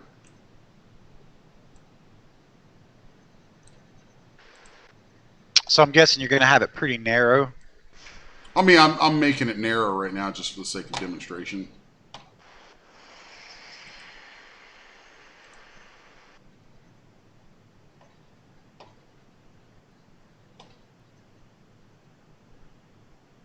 So, and if it's tight like that, we're going to bring this value down. So now we've got this kind of subtle little thing going on there. Let's make the spread angle a little bit larger on it. And then I have a key command set up for duplicating things. It's Control-Shift-D. You go to Edit. So if I duplicate node, right, I'm going to duplicate that. And so here you'll see it comes up. So now if I move this over, and let's just turn it like this. Of course, his eyes aren't set like human eyes, so you got to move it around a little bit funny there. So now I've got a pair of eye lights on him. So if I were to grab this light and make it parented to that light, so now if I go back to Spotlight 2 and I move it around, it's going to take the other one with it. But that gives me 2 lights that are going to shoot right into his face like that, which is kind of useful. So there, again, we can use those to highlight his face. And then also if I grab both of those, I hold Shift key and I add both of those in, then I can just open both of them up, Control click on photometrics, and work on both of these at the same time. So like say I want to brighten that up. Let's make that 15. You'll see what it does. Now it looks like the second one probably didn't move quite the way I wanted it to, so we can just go in there. It's still parented, so you know that stuff's all going to be kind of relative. Let's just grab that eye and do that. Focus it like that. Back here.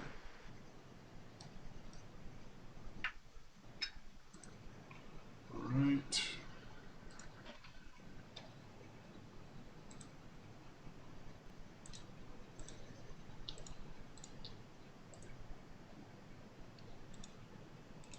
And I'm just playing around at the moment, really, but six. You might want to set some limits on this stuff too. Yeah, that way we can scroll it.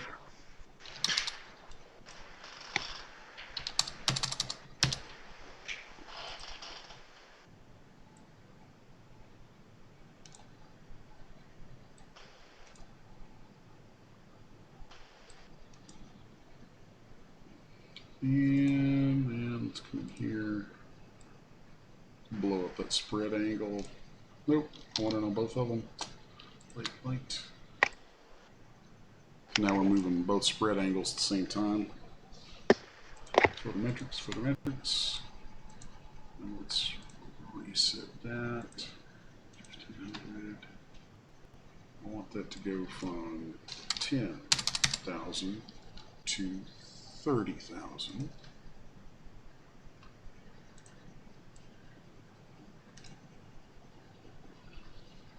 Yeah, so there we got a little bit more of a kicker going on in the lighting.